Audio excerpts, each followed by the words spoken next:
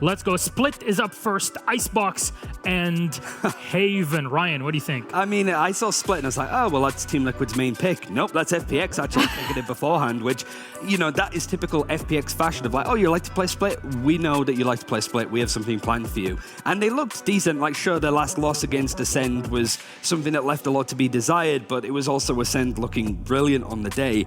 Icebox, for FPX, that's going to be a rough one. Team Liquid, I think, undefeated 3-0 so far this stage. FPX lost it against Fnatic, but it was in the first week, to be fair. It was in the first week, and then the moment you put Fnatic in the sentence, I tune out instantly because I know exactly what the anomaly is there. So I'm going to put that aside. I'm going to pull that off the stats and say, you know what, that might be a worthy sort of playground for them to battle against. But Split, the map that we all are very happy is being removed. Yeah, Tom's in there. Tom, are you listening? No, Tom, don't go on my ears, brother. Agent Select is ready, so let's get into it. Ryan, go ahead. Yeah, so Dreamhouse playing on the Breach, that'd be something very typical to Liquid, and I think Dreamhouse has been brought in because he is a Breach player for the most part. Already, Xiao, he was over on the Fade, has changed over to the Sage. Good, I like this. A bit more straightforward, but Ardis away from the Breach onto the KO, so immediately this is something much more aggressive. FPX attacking first, everything else the same, so he gets on the Cypher is what you like to see. And Liquid keeping things similar. Double Sentinel, Soulcast on the Astra, unorthodox, but it works tremendously well. I think a KO on this map is really good. I really do, and I think it actually will bode really well for FPX's playstyle. They are fast, they are furious, and if you can bring a knife in early round, for example, I mean, the opportunities that you can get. I think Artist has the firepower to go along with it. I just hope, we were speaking about cerebral plays, I hope he understands that his utility will be key in many of these rounds, and he doesn't put it as like a second or third priority in the list of priorities in a round. That's my only trouble, is that we kind of criticize map number one, we kind of criticize VAC for not using Flash's utility. Could have won so many rounds for them, I swear. And then when he moved off of it, another player moved on, the Sky, for example. So that's the kind of smart plays we're talking about, using these utility to the full maximum potential. Well then, our game is ready, so thank you guys so very much. Let's toss it to our casters and hope that Tom doesn't get mad at us. It's Tom and Mitch. Enjoy. I hope you're not mad, Tom. Are you okay? Do you want to any words to the desk before we start? What's my mad face? No, I'm completely fine with with pretty much everything that was said, and you know what? I'm really excited to get into this one, so let's not waste any time whatsoever and show you the players that are going to be getting onto the server right about now. It's time to get into this game. We've seen the players, and now we see the battleground for what could be one of the last times, Tom. So just enjoy it. Let's kick off Split. I'm pretty sure it's still going to be in for the next couple. I know, Tom, and I'm going to savor every damn moment of it, okay? I can't believe they've taken it from us. Let's break a record. Let's get some OTs going. Like I want to Tom, cast as many rounds. Calm down. All right. As many rounds of Split as I can. You can chill out a little bit here, Tom. All right. Let's say goodbye, Split. I'll see you later. Let's make 50 rounds happen. I'm ready. No, I'm really excited for this one. We've seen the switch up in composition, something that FPX are the masters of. Obviously, a little bit more in terms of the switch up in information as well. But also, I think a lot of that could just be down to kicking things off on that attacking side. Angel, well, the classic mid play is already going to grant them that extra little bit of space, and well, the player that's gone down is definitely a problem as it's Soulcast. Oh, the silent assassin of Angel able to take that opening, the pistol coming into play, and now we move into Heaven late. Just a little bit. That smoke going down will keep the players back. The wall certainly will. Nice kill for Yumpy. He's in a bit of trouble, but Scream's there to help. The nade kept the others back. Zipan's nade of his own, though, comes through big, taking down Scream. Yumpy's already fallen, and a chance now for FPX if they can cross this spike over, and the second nade spawned from the kill just moments ago will allow them to get up close. Oh, the boom bot smacked him! He stood right on the edge of a cage. That was a brave play when he heard the boom bot rolling. Oh, Zipan is already on. It's always going to be an exciting series when you've got Zipan versus Scream playing on the Raze. Like Zipan almost being the OG Raze god, and Scream someone who basically avoided it like the plague for the first couple of years of playing the game, and now has really brought it into his wheelhouse. The thing is, though, like, even just Zipan's utility in this round was spot on. Like, the initial nade forcing out Scream, the secondary one forcing them back, the Boombot doing so much damage. Just excellently well played. And now, well, first round on the board on that attack in half. And that's the thing. Like, going into this map, the attack side for FPX is always going to be something relatively important. I think they're also a team that, like one of the only teams I can think of that consistently was actually better on the attack, which, considering all the other teams within EMEA, they might be the only one that I think that's the case. Yumpy is taking some risks here, man. This is not a conventional spot for, look, I'll say a Marshall in that spot. In general, a player in this round, you know, maybe you're a chamber. You want to get aggressive and make that play. But, well, Yumpy's confidence was clear. He's one-way smoked it now, though, and played much more passive. And that has the rest of the team with no heaven control rotating all the way around. They've been sold this fake. They've canceled the stack on A. And now Navarro's going to have to hold it alone. Sadly not able to do so. And the pushed up Dreamas only has a shorty. Step close to him, though. Here's a chance if he can catch Angel. But sadly, Angel's gone running. Yeah, and now at this range, what? Oh, never mind! Angel goes jumping back into him. Now, there's one of the players that only had a pistol. For now, it's not too much of a detriment. They've also walled off any way to split back through into heaven. And so this is just going to be 3 players all trying to get through one isolated angle. Like, the chances here for any real damage are pretty slim. Nade can do a little bit of extra damage, but ultimately not too much to write home about. And one of the things I really want to point out in this round, Mitch, you had 2 rifles, you had 2 players not really purchasing much, and 1 SMG. FPX are going to go into the next round, if it stays like this, with probably quite a hefty buy for a 3rd round. They've at least lost another. So a decent blow. But It's still, only pistols, though. Yeah, that's nothing. It's the thing, right? Like, reinvestment into shields, stuff like that. It's not really a factor in a round like this. You want to be going in there and well, taking the investments out of their hands. And that hasn't come through.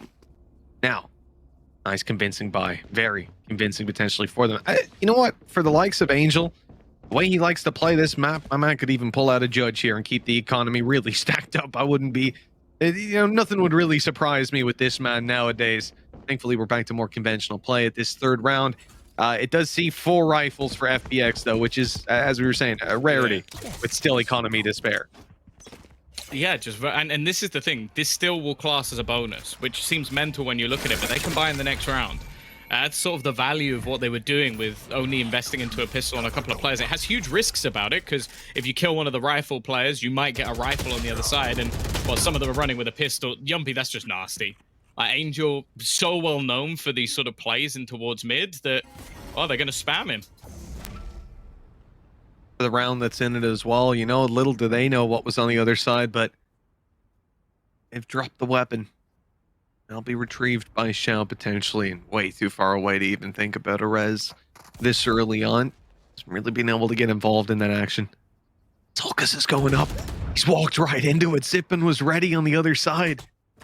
Using the one-way smoke against them. I love that idea.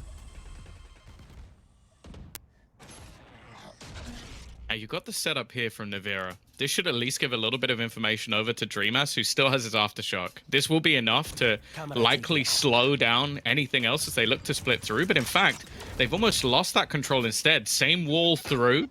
Nade going to force Navira back. It's almost like a push and pull at the moment. But they still haven't managed to clear any of these players. Here's the pop flash, but there's no one to follow up on it. Navira still caught in that elbow, and he'll be dropped. An attempt from Dreamas and Screen to retake space, and they are shut down as well. And Yumpy's silent flank. Can we bring Yumpy's cam back up, please? He's looking very cute today. That's all I'm gonna say. Like in the hairband. I am. I'm very much enjoying the hairband. I'm right there with him. I literally ordered one yesterday. I got it. Like, it just goes down on your face too much when you're gaming. You gotta slick it back. Yeah, you know, we're all in the same boat here. Yeah, Tom, you must have a few lying around the place for the days when your hair's, you know, not as well kept. Yeah, of course. So I know you put a facade. I know your routine is quite extensive, but if you ever did skip it, you probably whip out the hairband. Well, 3-0 though. That almost false bonus round coming out from FPX is what wonders. Zipan still looking so strong in those entries as well as a terrifying prospect. There was a reason that I think everybody was hoping that he'd be back on that Raze more often because the value this man can bring, well, it's off the charts. And thus far, we haven't really seen the same from the other side just yet. Very heavy mid presence, though, from Liquid. Always trying to put the pressure on, see if anybody's going in that direction. But maybe for the first time in history, there's nobody there up until Zipan peeks, and he's caught through the wall. And Yumpy's found Saigetsu as well. All these players on the cross now caught by the grab. Well, there's the nade on the back of it. Huge damage done. FPX crumbling on the way out. They've not got a kill yet, Tom. Just pistols. And Xiao now has to take them all down. A firing squad swarming in on him from absolutely every direction. No angle is safe. Nowhere's clear. And, well, just one player dropped from FPX after an incredibly impressive third round. Tom, all that hard work has almost been undone. It's the most Liquid round I've ever seen in my life. It absolutely is. The first kill as well from Soulcast was utterly ridiculous. Like, he shoots him just straight through the wall, a headshot as well. Manages to come out with 3 kills. Those are the only 3 kills he's got, by the way. Just all with the pistol. And that's the thing. If you're a Liquid fan, you got to hope this is what puts the wind in their sails, because there's still going to be a buy on the other side. Don't get me wrong. Like, that's the benefit. They had a free buy in their back pocket, ready and waiting for when things went wrong. It just went a little bit sooner than we thought, I guess.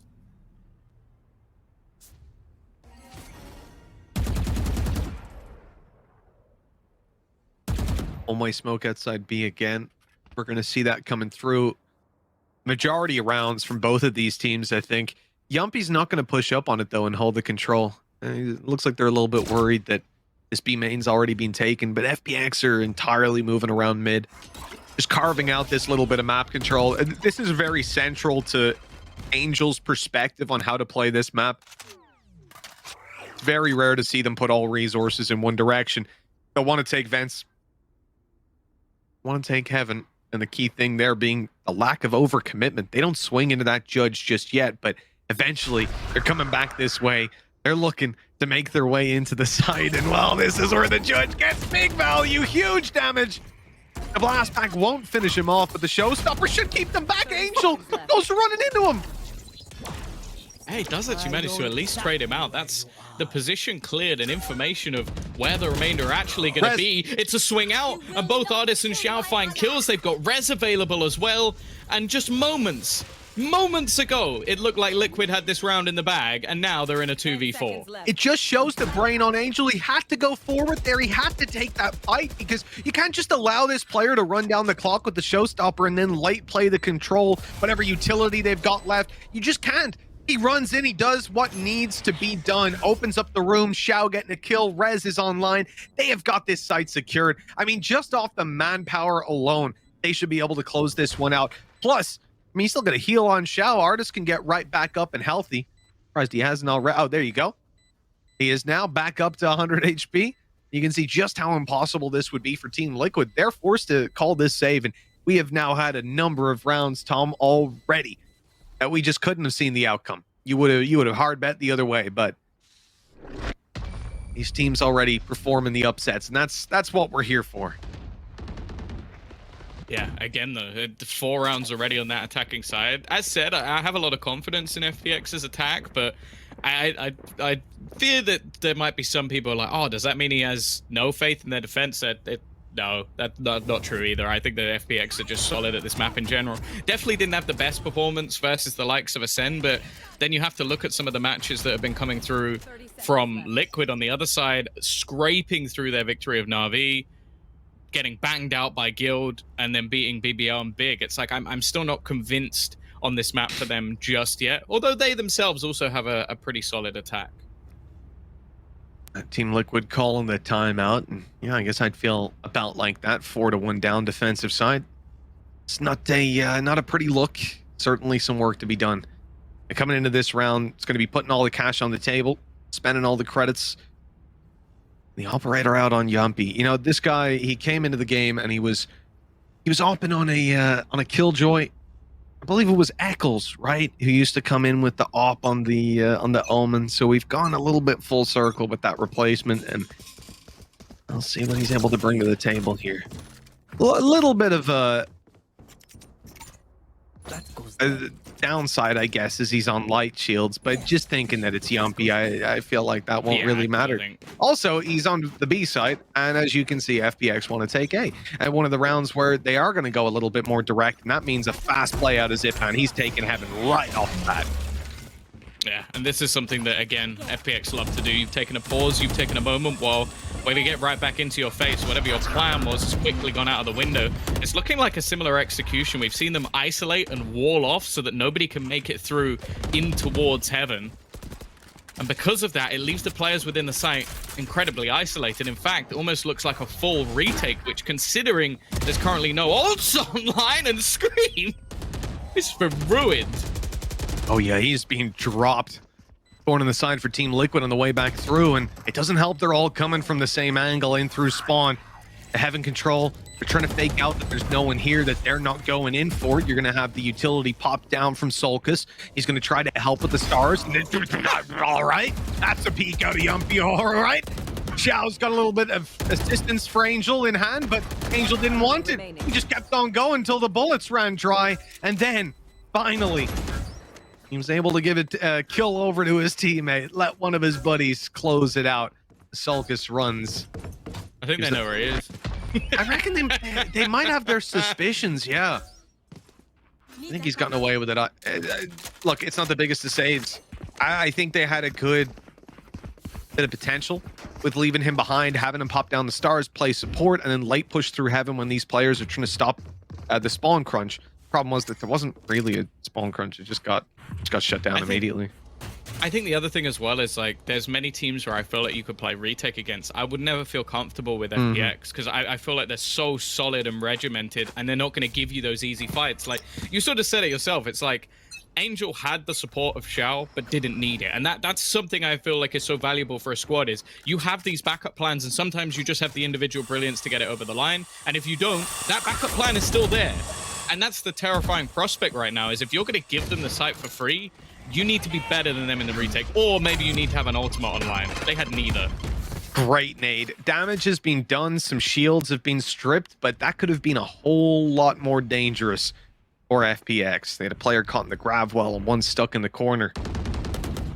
Team Liquid don't see the value for their nade and their grav well just yet. Ration moving up through B main. Pistols now have a much more favorable fight on their hands.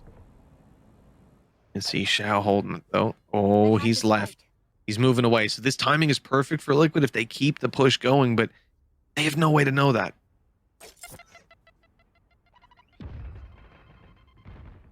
It looks like the wrap back around will come into this fight. Now, Yumpy taking contact, but this is almost just the bait play. An attempt to try and almost make them forget that Scream is there. Already, though, swing through. Easy kill of the first. Scream can only get one, and then they shut down the remaining peekers as well. The control they had, the bait setup they had, very, very solid setup from FPX, and I think that goes back to what you were saying earlier, Tom, about not feeling comfortable in a retake environment against this team. They're so well regimented. And go in there, two players post in B main, and the maximum that those players are able to walk out with is one. Now they got a couple more, though. Yeah, it seems like maybe a slight overpeak in this round at least. Maybe a bit cocky versus the pistols, but I guess they'll rectify it in the end. And the thing is, FPX, they've got so much money in the bank right now that, okay, it's probably more than you would have wanted to give away, but it really doesn't matter that much. 6-1 up for FPX on this attacking side of their own map choice. Liquid looking a little bit worse for wear, and that's the thing. We haven't seen the star performers, but I also don't think they've been given much of a chance. Like, Zipan's off to a crazy strong start. As we've said, for the last 2 years, he's always been one of the best Rays within the region. I haven't really been able to stop him thus far, and yeah, playing retake hasn't worked either. There needs to be some more depth to the plan. Now, they could do it in this round, Mitch, just because there's that combo of the Cosmic Divide and Rolling Thunder. I feel like that's such a strong retake combination that I wouldn't mind it so much, but it seems like Liquid have other ideas. Oh, they certainly do. Don't they always? FPX again, though, carving out mid, moving into vents. Not a strange place to see Angel stepping into. And the handy thing about this KO now, they've cleared up into heaven. Oh, that's so good. So they wait, knowing either there's a player like standing on the corner, or these guys are going to go back in to retake the control after the knife. But now down below, Yumpy's able to grab nothing. Damage. Nothing. I thought he had a kill. I could have sworn it, but all it was a little tickle up, and they've still got the site for free. This is where that retake that I mentioned will almost have to come through. Boombot is going to give the info that Artist is close. It seems like they're all going to go up, destroy the wall, and almost just try and ult their way back through. At least it seems it. They peak early, and in fact, they're just swinging out one by one, almost giving these free fights to FPX. Just going to try and hold off some of the angles, but it seemed like they had no intention of using any of their ultimates to win this round, and while Saigetsu was the final knife in the back, I genuinely don't know what the plan was there from Liquid. It definitely felt a little bit disjointed.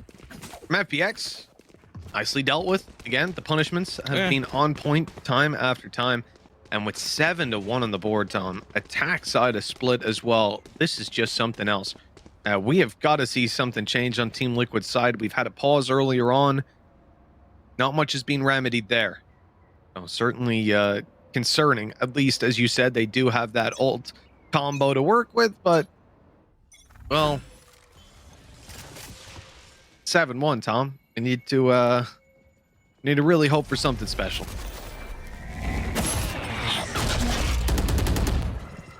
Yumpy.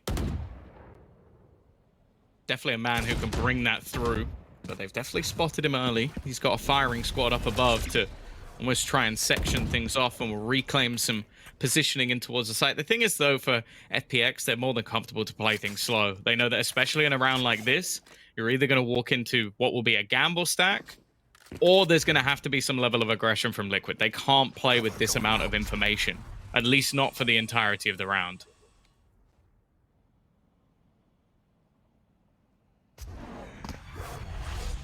Little fake TP. You saw Yumpy was spinning around, thinking, where could he be? Where is he sneaking into? Oh, the nade is perfect. Good damage. Saigetsu not going to be pushing that way. Zipan down already on the site. This is a good hold from Team Liquid and a great start. But still, like, when it comes into pound-for-pound battles, they're going to have a tough time beating out these rifles. 30 seconds left. I saw him pull out the shadow step. Yeah. I'm like, where on earth is this man planning on going? There's no cover. There's absolutely none. This is just a free kill. Nobody watching from mid. They were all just keeping an eye on a different direction. And because of that, Yumpy gets isolated. Nice shots from Navira out, but this has come back into a 2 versus 2. Heal through. Res is available, but Navira with the fast swing. That might just be enough. You need Saigetsu to go for this plant. Now, there is going to be the trip, but it's been destroyed almost instantly, and Navira has won them the round just off that. And that alone. Okay, Saigetsu's going to get the final kills just to make sure the round is closed. But Liquid, well, for the second time, it's just going to be the pistols. Yeah, but Tom, a huge plant at the end as Saigetsu gets the neural theft. Shut your mouth. There's going to be one guy in chat that thinks you're serious, and he's going to hate you He's forever. got the extra orb. It's over now for Team Liquid. They didn't see that coming. No, yeah, this was very nicely handled. Like I said, the spike not being down at that point, but Angel pushed all the way through. That's a big disappointment, a big slip up over on the side of FPX. And then obviously they lose out the duels to the pistols. It's a Team Liquid round. We've already had one. Let's see if they can follow it up, though, if they can chain them together now with rifles in their hands. Yeah, both their rounds have just been pistols. It was a Soulcast 3K, and then this one where they just managed to delay, and Navira hit some wonderful shots. But yeah, as you said, if they don't build anything off of this, it's all irrelevant. Like, the rifle rounds have just not been up to scratch. And again, it seems like they're going to attempt to play retake on the B side. The only man anywhere near the action is Soulcast. He can't go down. And that's happened a couple of times now where he's had a position where his ultimate's available, he has all the utility to delay, and then he goes down first, and everything falls apart.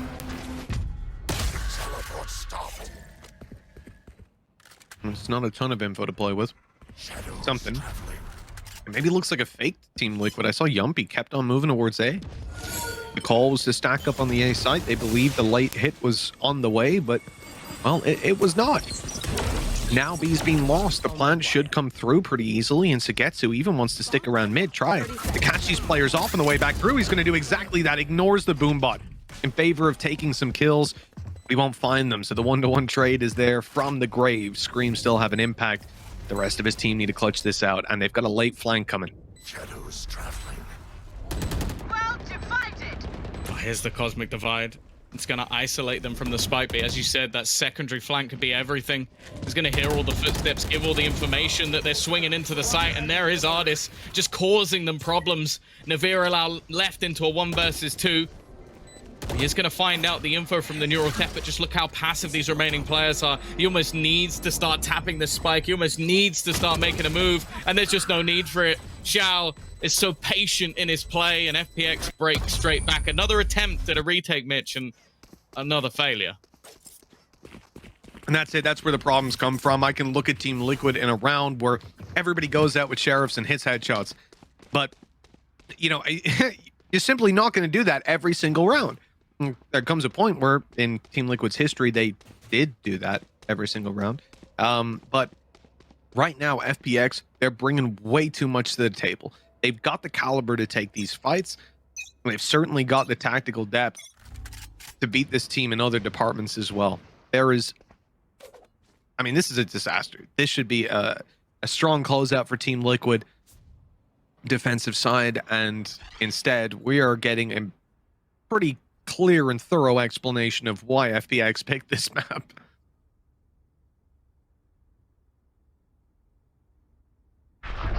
Well, they're back onto pistols, so percentage-wise, there is a much higher chance of Liquid getting something done in this round. Oh, both players forced to escape by Zipan. And again, the B site, at least from Heaven side, looks incredibly open. Now, they are again trying to almost isolate B main. I don't mind the play, and it might give Soulcast at least a little bit of timing. The problem is, Angel just doesn't play with fear. He's just run straight into the site, TP'd across, he's cleared everything out, and I think the message has been relayed over to Saigetsu of, you're going to have players pushing you, and he's more than happy with that. He's popping off. I like the little spray. He did like a little loop in the middle of the spray and got him with the last bullet of it. Gorgeous. Team Liquid on the way back through here. Pistols. Okay, not what I want to see. Artist pushing them. And now a stun nade. Oh, well, Zipan's managed to blast pack his way up top and avoid it.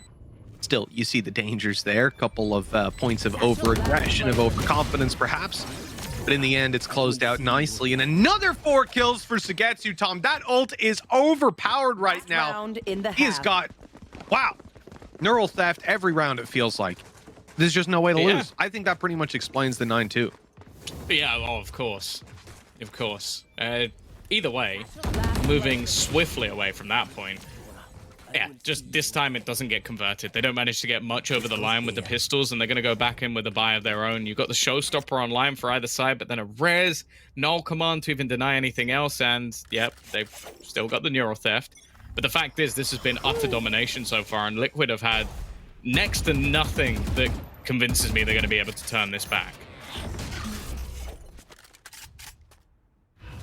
Shadows traveling. I'm with you. I think I find it hard to see this attack side from Team Liquid being quite as convincing. And I say that because I don't know that there's many matchups that I would look at and say, yeah, I think this team's attack's going to be convincing. Xiao's got this on lock. He was holding it, but Yumpy's caught him, and that's the spike. A smoke off. Paranoia. They've got control. This is horrendous for FPX. They're going to use up the showstopper to get back through. He dodged it, but Screen goes down in the end. They both use showstopper. Neither of them connected. And then Zipan just shoots Scream in the head. It's a double Rosa ult, which ends with the ults playing almost no part whatsoever. Neural theft utilized to give all of that info on the other side, and Angel is already looking to try and put pressure in onto Yumpy. They know where he is. The cage has at least made things a little bit more. They've naded right on top of him, though. That is such a perfect combination. Nothing Yumpy could have done. He was blind. Being blinded by the paranoia. Come on now, they get the afterplant open and ready. Spike planted. I think Another it's even tough point.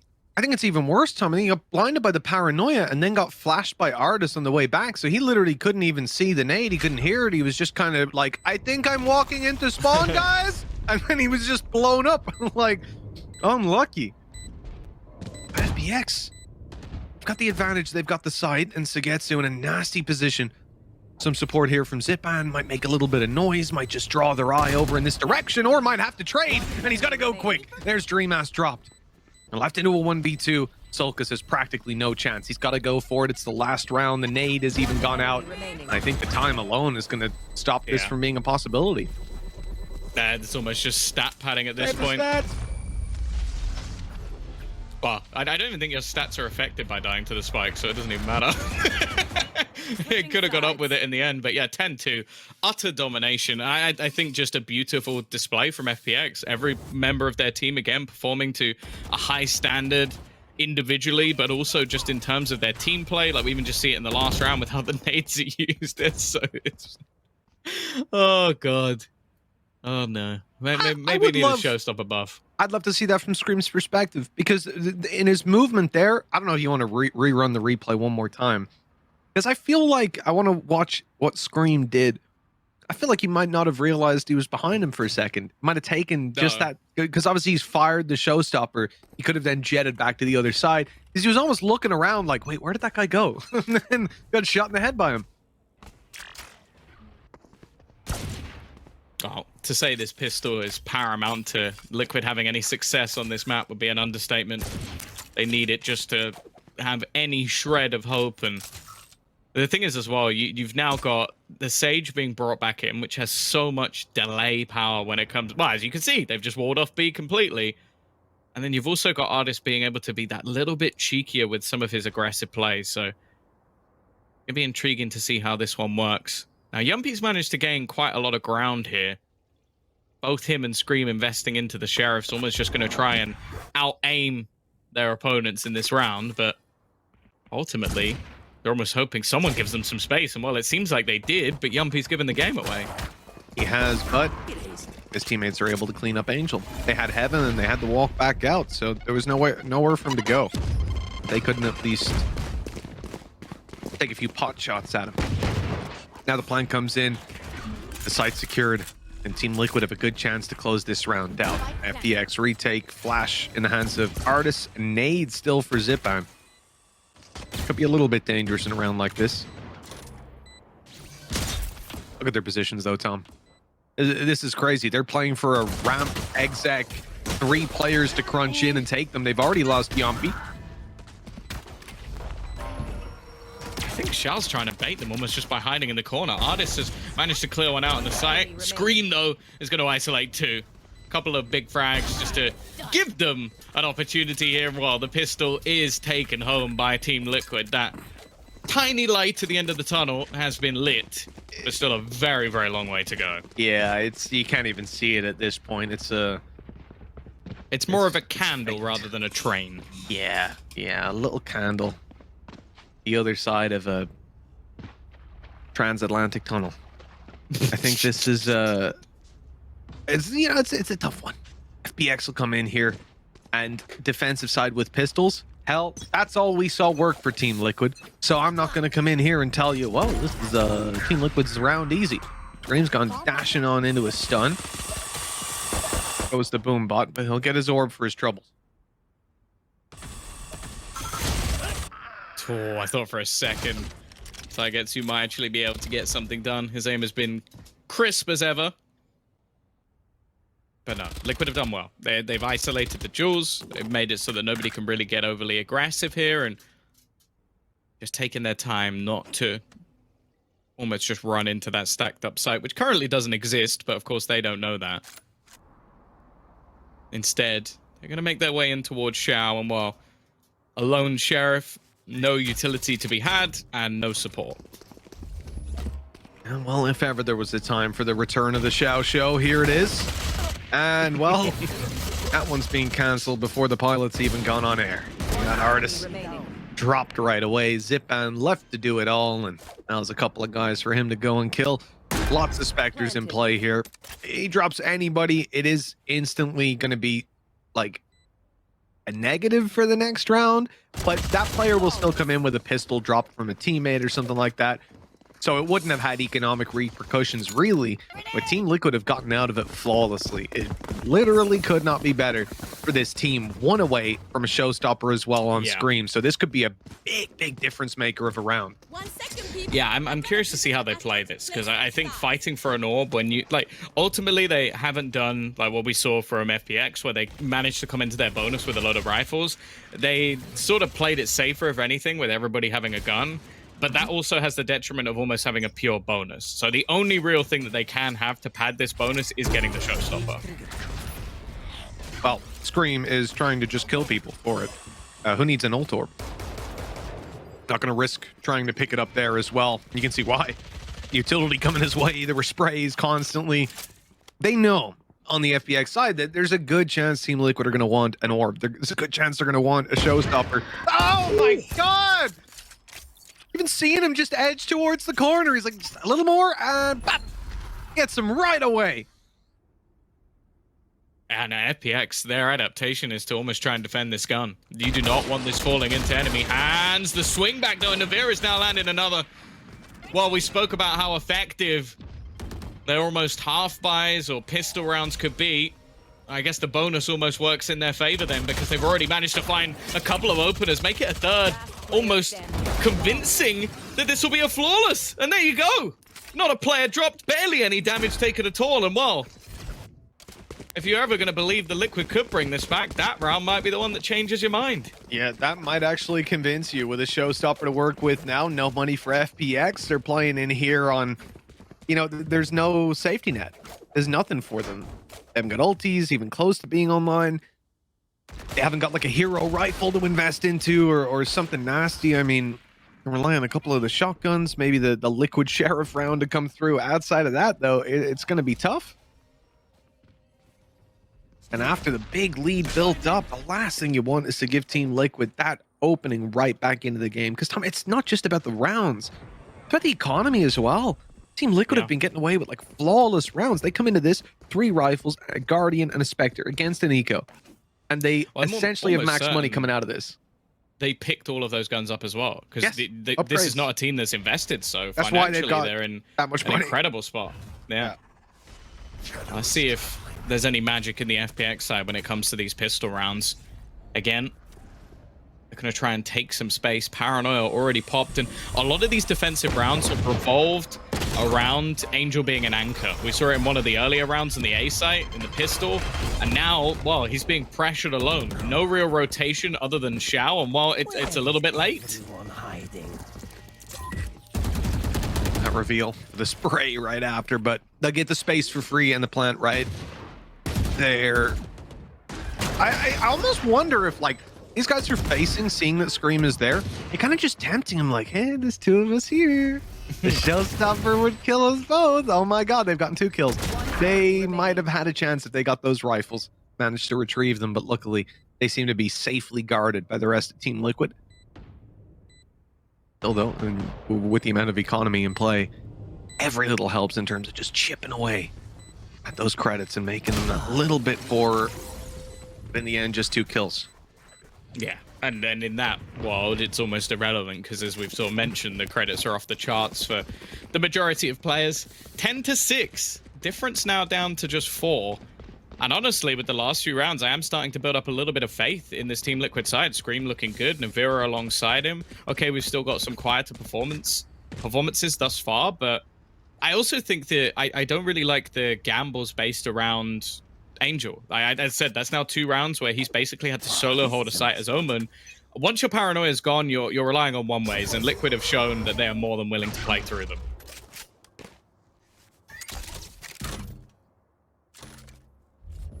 Cage triggered. You know, it's strange looking at a lot of these rounds, a lot of these fights for Liquid. They're individual, they're direct. Oh, he's being caught. Oh, he got him anyway. Sakatsu hasn't even been taken down. A good nade. The fragment slowing them, but Artis needs to get out of there. Flashes pop. They're going to start spamming, spraying, and taking him down. 3 versus 4, and Team Liquid have got the site. Another chance to get a plant down, and another man advantage extended in their direction. This is unbelievable. The attack side's supposed to be the hardest on this map, but, well, Team Liquid seem to be making an easy time of it so far, Tom. Yeah, impressive entries once again. And well, I feel like on the FPX side, it's heroes. Right? Someone trying to swing out, someone trying to take a fight individually and just handing away 1v1 duels to Team Liquid, which is a team you never want to try and do that against. Angel needs a double here, and while he gets absolutely nothing, Scream has been on point over the last couple of rounds, and Xiao needed to do exactly the same. 3 rounds now, the difference, and well, this Team Liquid attack is looking strong. Oh, it definitely is. It's got no shortage of financial backing. It's had success almost every time, not relying on something gimmicky. I mean, this here is ridiculous. From Sugetsu's perspective, I see it. Guys up in the air, he's being slung back and forth all around the site. It's hard to hit, but that showstopper reaction from Scream, dead on. FPX calling a timeout. I didn't think we would see them in a position where it would even remotely make sense to call a timeout after that first half. But they are now genuinely under pressure, backed into a corner. And with an eco coming up, Tom, there's basically one buy round between Team Liquid and equalizing, which is insane.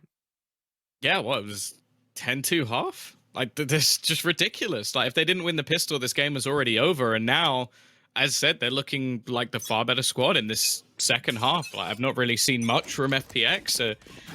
Again, a few players being isolated. And that's the thing. I feel like at the moment their defense, as most are very reliant on your anchor players to actually stay alive. That hasn't been happening. Like, Saigetsu, okay, sure, he's a little bit unlucky that it's a blind showstopper through, but he was also standing in probably the most obvious spot to blind showstopper. So it's sort of like, I don't know what you expected. And then you even see Zipan, his teammates are nowhere near wide swinging to try and find something. Okay, you've been brilliant so far. I can understand having the confidence to do that, but in that scenario, it wasn't worth it.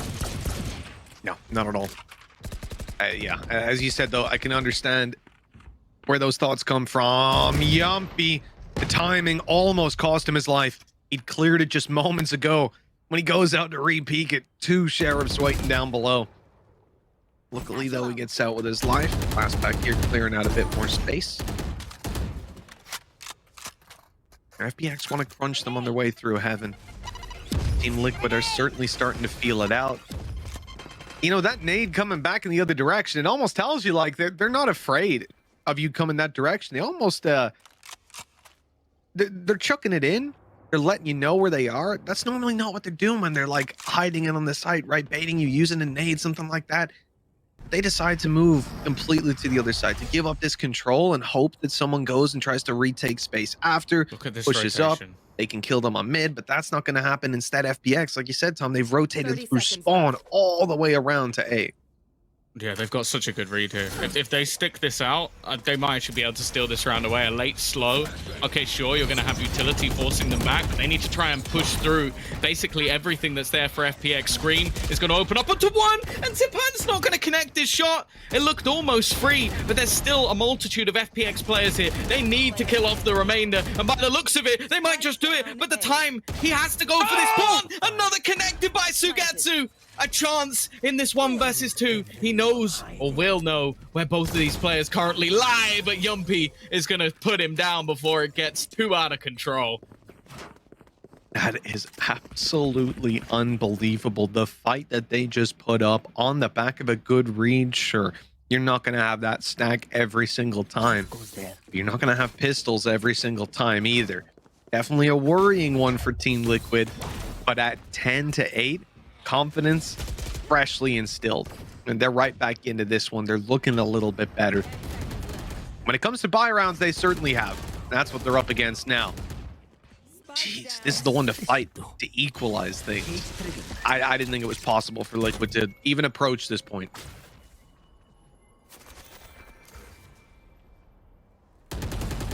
Wow.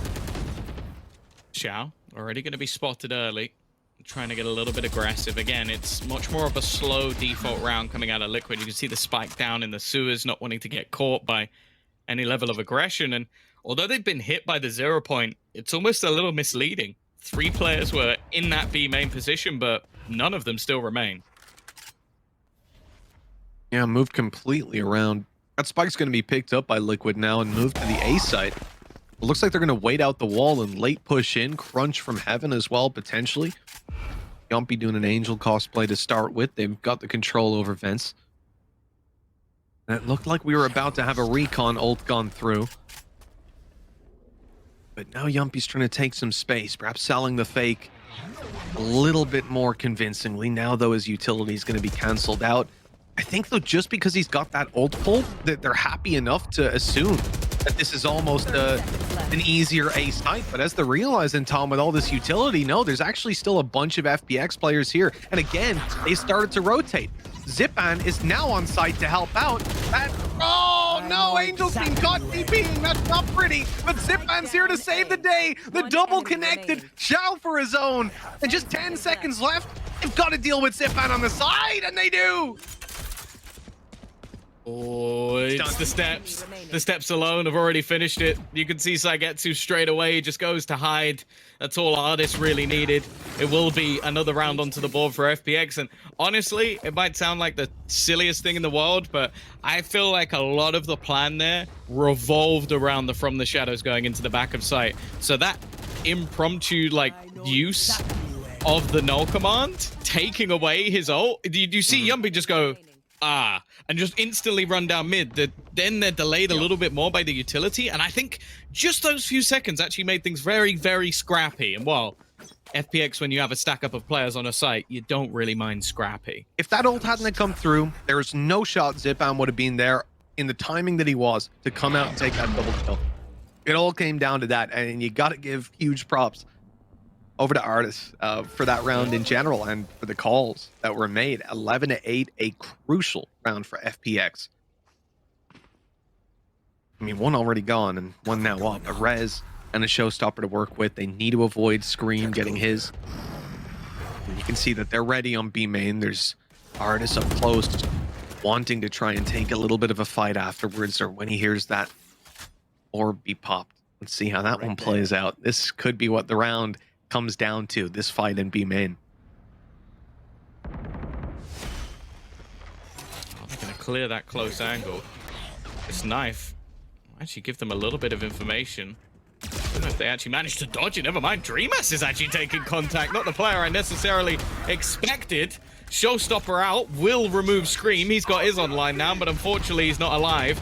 Rolling Thunder is going to make things tough, though. A multitude of players were already within this site. Zipan hoping to slow them down, but instead there's a lurk from behind, but they expect it. Solkas and Yumpy, though, quickly coming back to leave it into a 2 versus 2. Time is a ticking, but they should have a plan. Yep, Solkas is going to get that plant down. They get to reset a little bit, a moment of silence. The calm before the storm as Xiao and Sagetsu mount up to get back into this fight. Angel's rezzed, and Yumpy tries to punish, but gets caught. Solkas now has to go absolutely nuclear, and Angel shuts him down. A disaster for Team Liquid after an unbelievable comeback into this game. Their attack side has looked unstoppable, but FPX may just have found the solution. And even if they haven't, they just need to pull off one more round win out of the next 4 to close this map out. Yeah, we're seeing the value of their ults. Res used to sort of confirm, but also almost bait a player into the swing. I think the way that Solkas played that was actually very good. He had a star down to just try and drag the player back, but I think the timing may have just been a little off on the peak. And then you also had the showstopper from Zipan just to kick off the round, and then the prior round, the null command. I will say, Mitch, all of those are now gone, and none of them are close. Yep, every little helps, but when those things are gone, it's going to be so much harder to connect the wins, the dubs, and to respond to some of these things that Team Liquid can throw out. I said last round. Such a cool angle. There you go, Cam destroyed. This showstopper from Scream. Gotta be careful with when you use it. Coming into this round, FPX, money's not in the best of spots.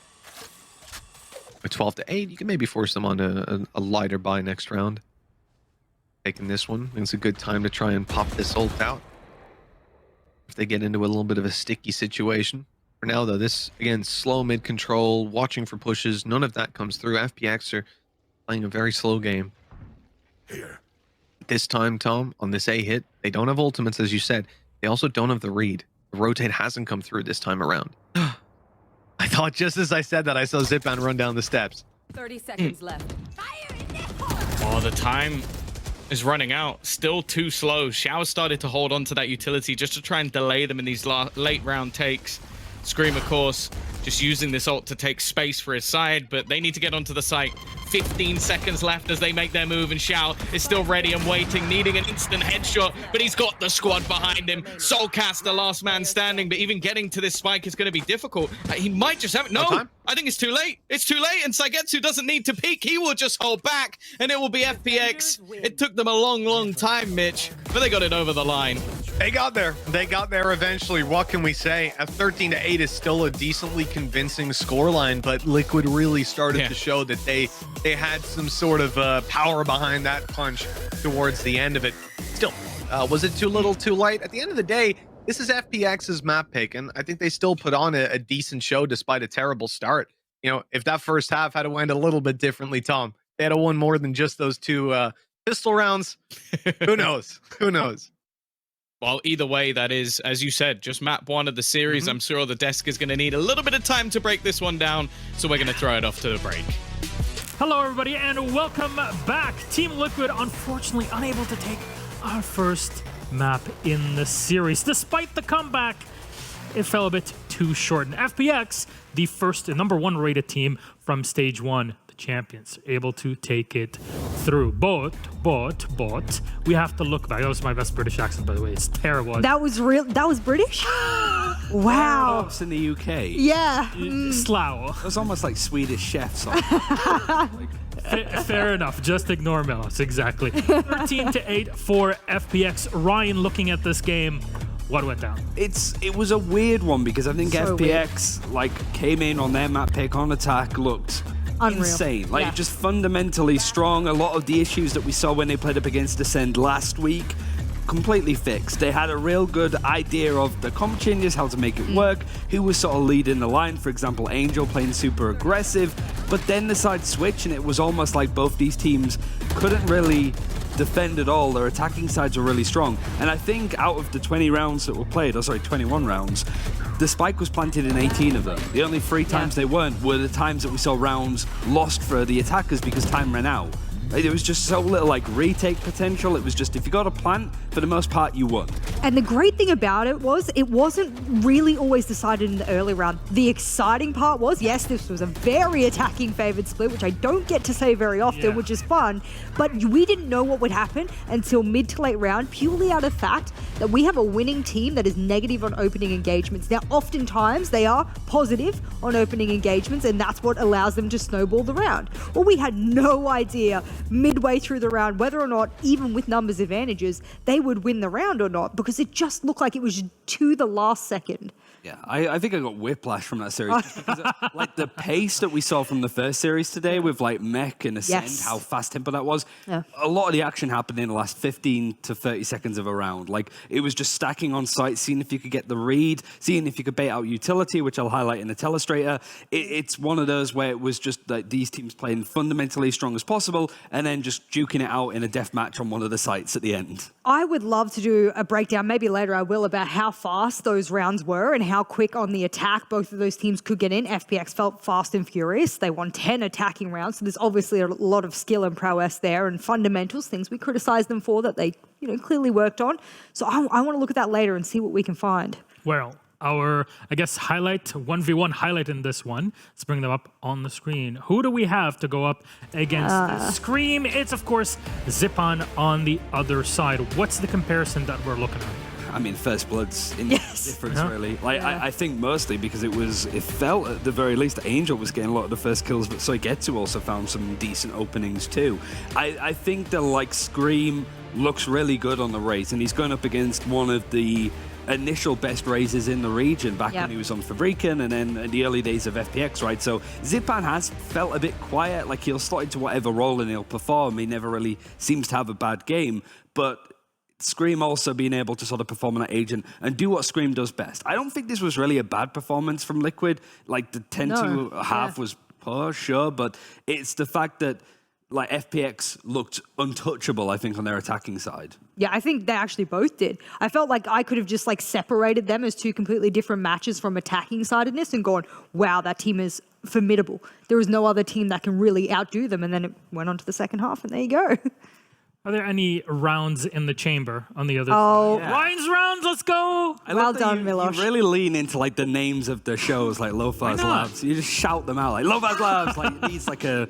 Anyway, I think one of the things here is that we got a good look on how teams are attacking on Split at the moment. So I wanted to break down your typical go-to round from Liquid, but also how FPX managed to get that 11th round on the board in their first in 7 rounds, I think it was. So this is sort of typical what you're going to be seeing out of Liquid on the attack. It's just sort of posturing and pressure in certain different areas, and you will see, just if we look at the utility on FPX, I've highlighted certain bits of utility. The Sage Wall, the Paint Shell, Tripwires. This is utility that Liquid is going to be on the lookout for, so it's important to them to either break some bits of utility, for example, this Tripwire that's going to be in vents, or wait for the Sage Wall to break over at A lobby, but the big thing is trying to force out this combo, right? You have artists watching this angle over on this like pixel angle over on the B site, and then you have a paint shell that is pretty much ready to be thrown in and attack onto somebody there. So that's kind of what FPX are expecting. So if we play this through, Yampy is aware of this. He's even tempted to use the teleport to try and get in on the site and turn some of the heads from FPX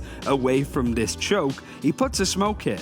And really what he wants to do is just sort of break this sight line, because he has a good inkling that Artis is going to be on one of these angles, or maybe just a little bit here. So if he can sort of sneak a bit more to the left, he can get in and past and put this Raze under pressure. But watch what Artis did. Artis didn't have an insane series by any stretch, but what he does here is he actually turns away from the action, knifes B main, and then pulls out that null command. And every idea that Team Liquid had to try and bait out utility, try and put pressure over here, falls apart, and they just go, no, we're going to go in for this B execute, which, as you're seeing, is already held by Soigetsu, whose wall is still up and ready to go. The slow ops come in, and the rest of the team can rotate. So there wasn't many aspects of like defensive sides that you can really like highlight there, because the attacking rounds were so good. But it's just the fact of like, I'm going to stand here, I have my KO ult. As soon as Liquid try and bait out our utility, I'm going to make sure that they can't use anything, because there's no way that Yampy pushes through that smoke knowing that he doesn't have anything to work with.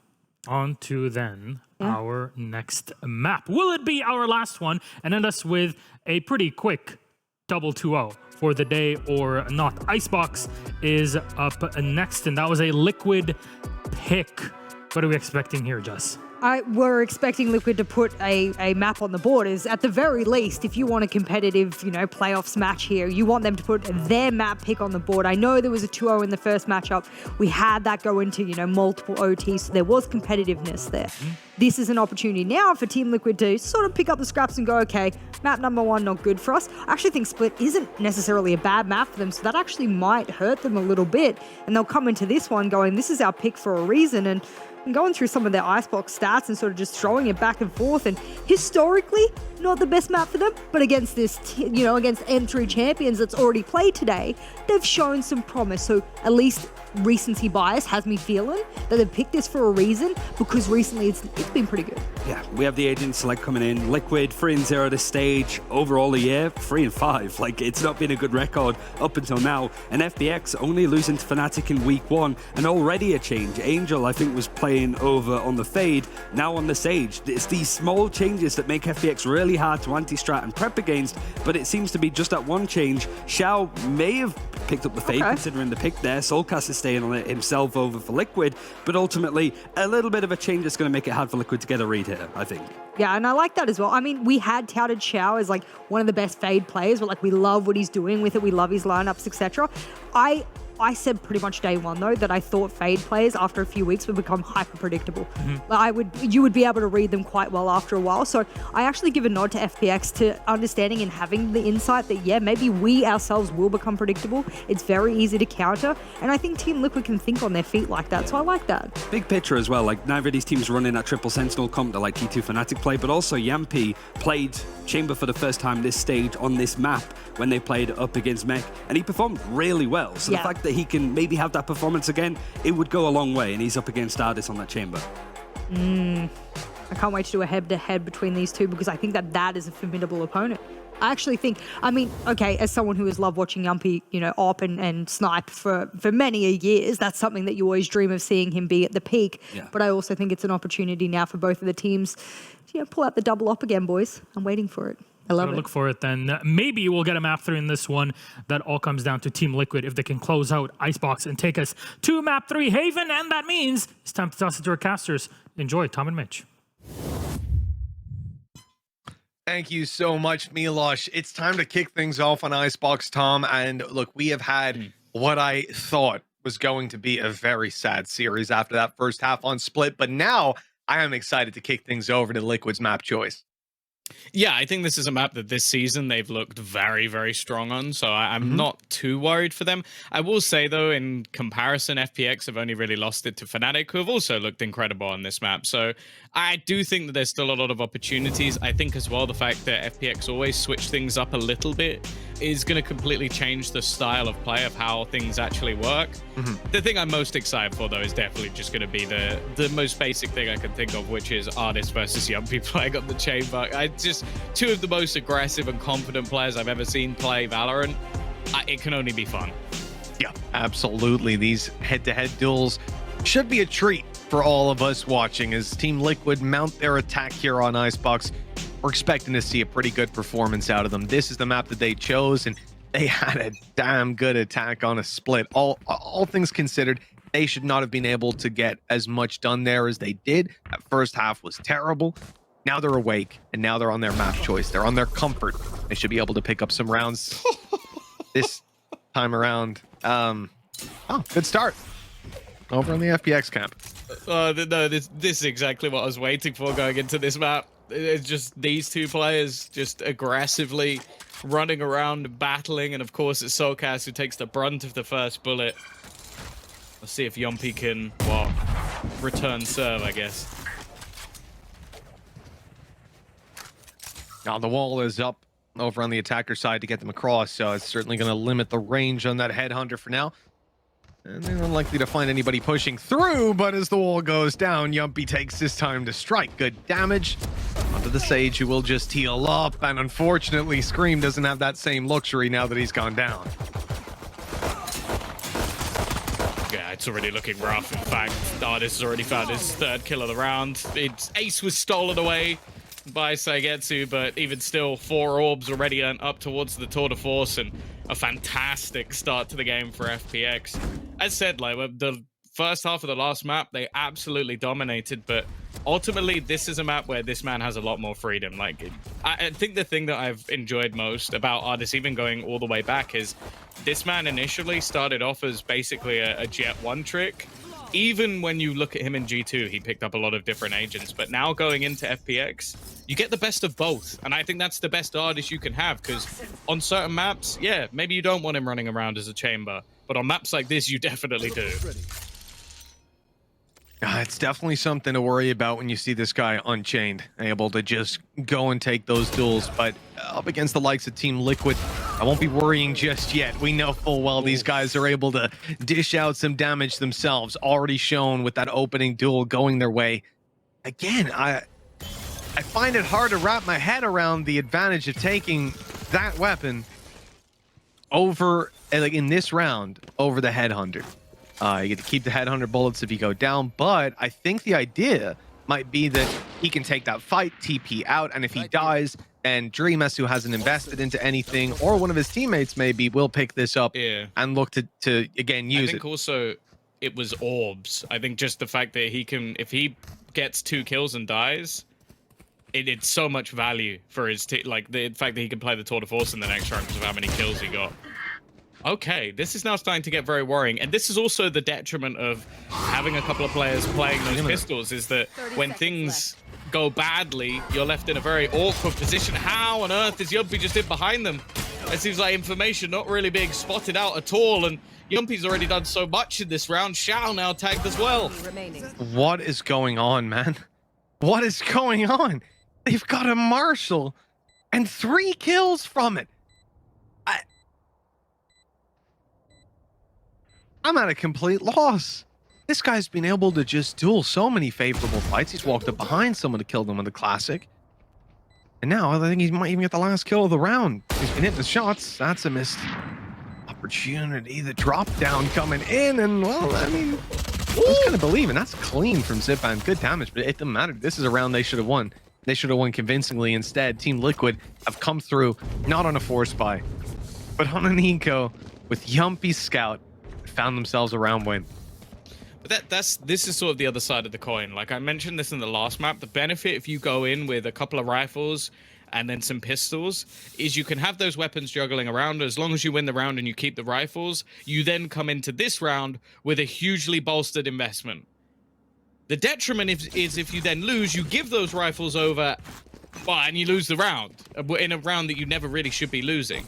Now, granted, they still have a little bit of extra cash because of that. You're going to see Angel and Saigetsu actually playing with the rifles. Angel's, he's caught, but, well, maybe he's caught them instead. He's going to go back through and gets past the Prowler. Scream's got to be careful at this point. All by himself. Players absolutely everywhere. Yumpy trying to carve out some space for the team, return some investment for the lives that they've lost. And while he's dropped now into a 2v4 with rifles for some of the FPX players still from those earlier fights, I'm terrified for Team Liquid. What a strange start to a map. Yeah, I guess maybe the backup plan was if somehow that fails, Angel just runs in and kills everyone. Like, the fact he dodged the second Prowler is just utterly ridiculous. Like, it literally locks on and he somehow managed to get past it. And well, that left Soulcast in a position where he was absolutely screwed. He's not at the best of starts, but I don't really blame him for any of the scenarios he's in. Scream though's making this one competitive. Now, bear in mind, 30 seconds rifles are not yet there for the remaining two players. Now, obviously, Artis is not just walking around with the classic. That's not what's happening. And now he's even found a gun of his own. And Zipan has as well. So the time that's taken, and more importantly, the time that's left, Mitch. Yeah, they've got to up the pace completely.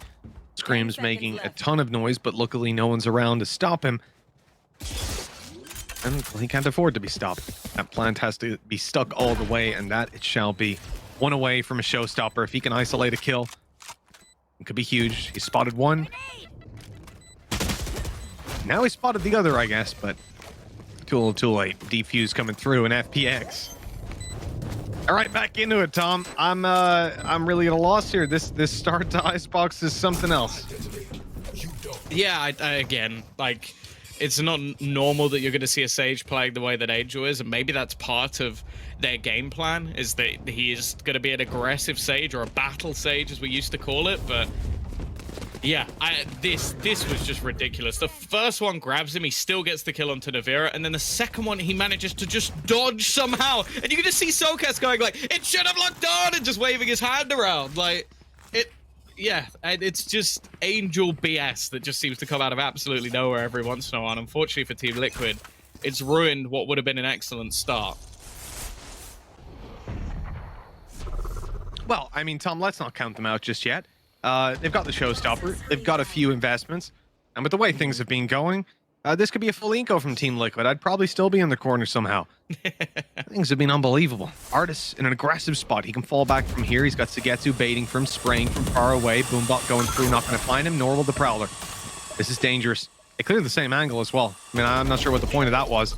And now Solkus has died. That's a sloppy start to the round from Team Liquid. I'm not sure if it was miscommunication or just poor util placement, but the only thing I can think is if they, for some reason, thought, well, if the Prowler's in front, then he won't be able to shoot the Boombot. But it's like, Boombots don't do that much damage anyway, so it doesn't really seem worth just the trade out of all that utility already, though. Soulcast, again, I feel like he's died first, or at least died early in 3 of the 4 rounds. Like, he's been having a real rough time. It's aggressive from Artis, though.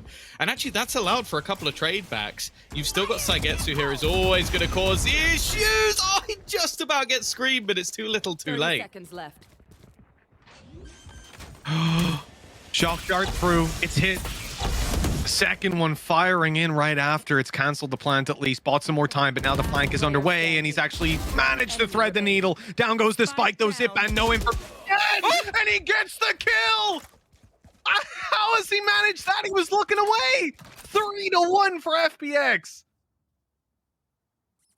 The worst thing is if someone listens back to that, you'll hear the genuine sound of surprise because there was no hope in hell in my mind that he was going to get that kill.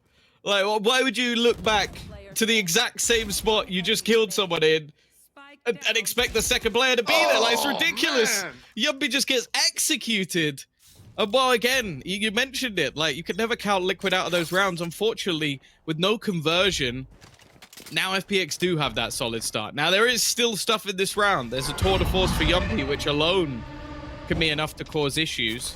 And, of course, pistols on the other players. I really want to see them pick up the pace, though. Like, right now, we've had a lot of spread out, like, 1v1 battles, and I feel like FPX have come out on top. Especially with A-site executions, a bit of pace can make all the difference.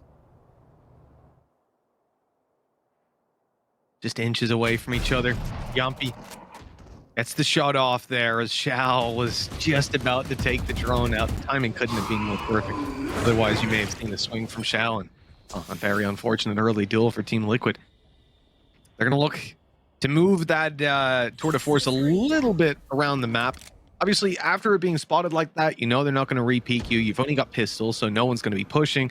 This is just got to be Yumpy going out to try and find his own way. He's the Bilbo Baggins, the rest of the crowd or the Shire. It looks like they're coming to him this time. They're not straying away from the danger. 30 seconds left. And, well, he's dead. Yeah.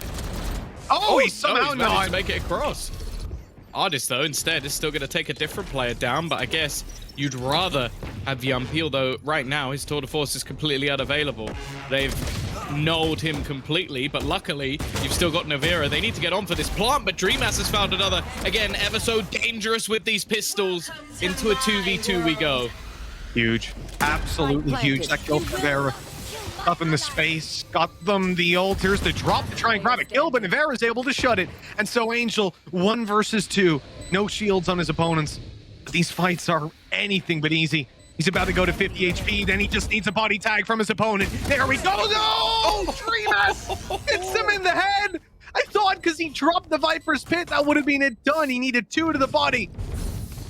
A little bit too accurate there. DreamHack has taken him down. And Team Liquid, they're not letting them get away with too many rounds early on. There is just nothing.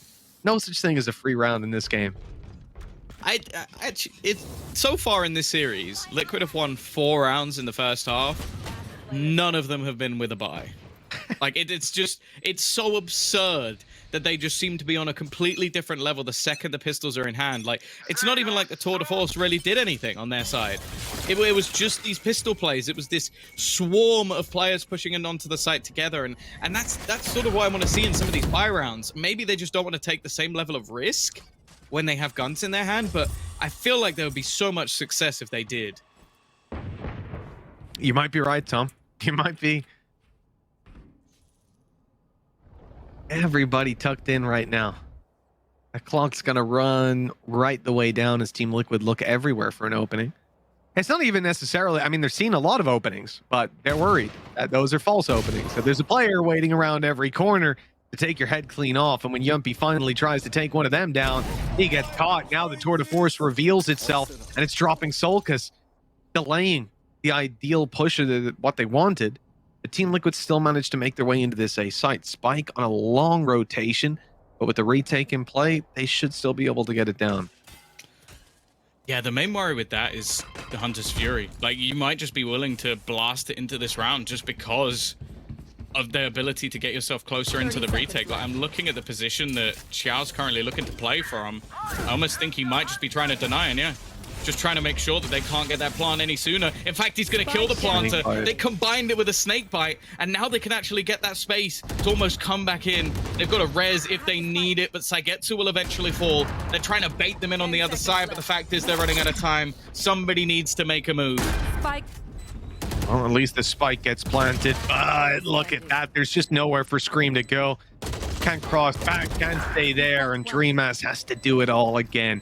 1 versus 3 at this point. 4 bullets left in the magazine, and Shao only needs the 1. A defuse for FPX and a 4th found. the round that they're looking for, but there's still been that difficulty in connecting back-to-back rounds, that difficulty in winning rounds with rifles for both teams. Things have been wild. Intruder alert. I didn't notice that. I think the thing I really like about FPX is there's always another level to the play that you expect. So it's even there. I think Hunter's Fury, it was the obvious call to try and deny the plant. But they still utilized the snakebite and I believe a flash as well, just to make sure that there was as much effectiveness as there could be to denying some sort of plant if it was coming through. The fact that it all combined together, wonderful for them, but it is just the levels to FPX that I think a lot of other teams don't have. Oh, Navera, he's going through the orbits, ambitious. And that's about all I'll say about it. He's gone down, but they've traded. Okay, I mean, that's ended up in a surprisingly good spot. The only thing is having your Viper down. You know, you lose that utility, that ability to close in on the site. And going to B is almost impossible at this point. You're going to have to take a lot of ranged fights just to get into the position where you can put that ice wall down.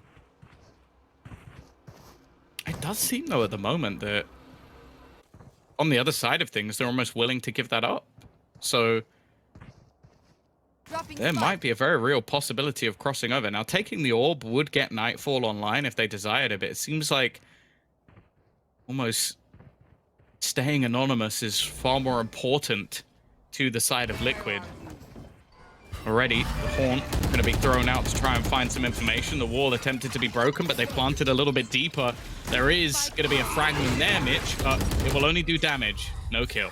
Yep, and Dreamus is able to heal himself back up. I think this is a very lucky thing for Team Liquid. There was no one towards Snowman or Spawn, but also a good read that they had that space, that after getting that little bit of a push and pull, there wouldn't be a player all the way back there, and they'd be able to get up close. They've done that. Now just holding on. The shock darts coming through, dealing a lot of damage. Dream is forced to the open, will drop. Man advantage for FPX. Time not on their side, but the kills certainly are. And now it's almost impossible. Solstice is alone. And even stopping that defuse is out of the question.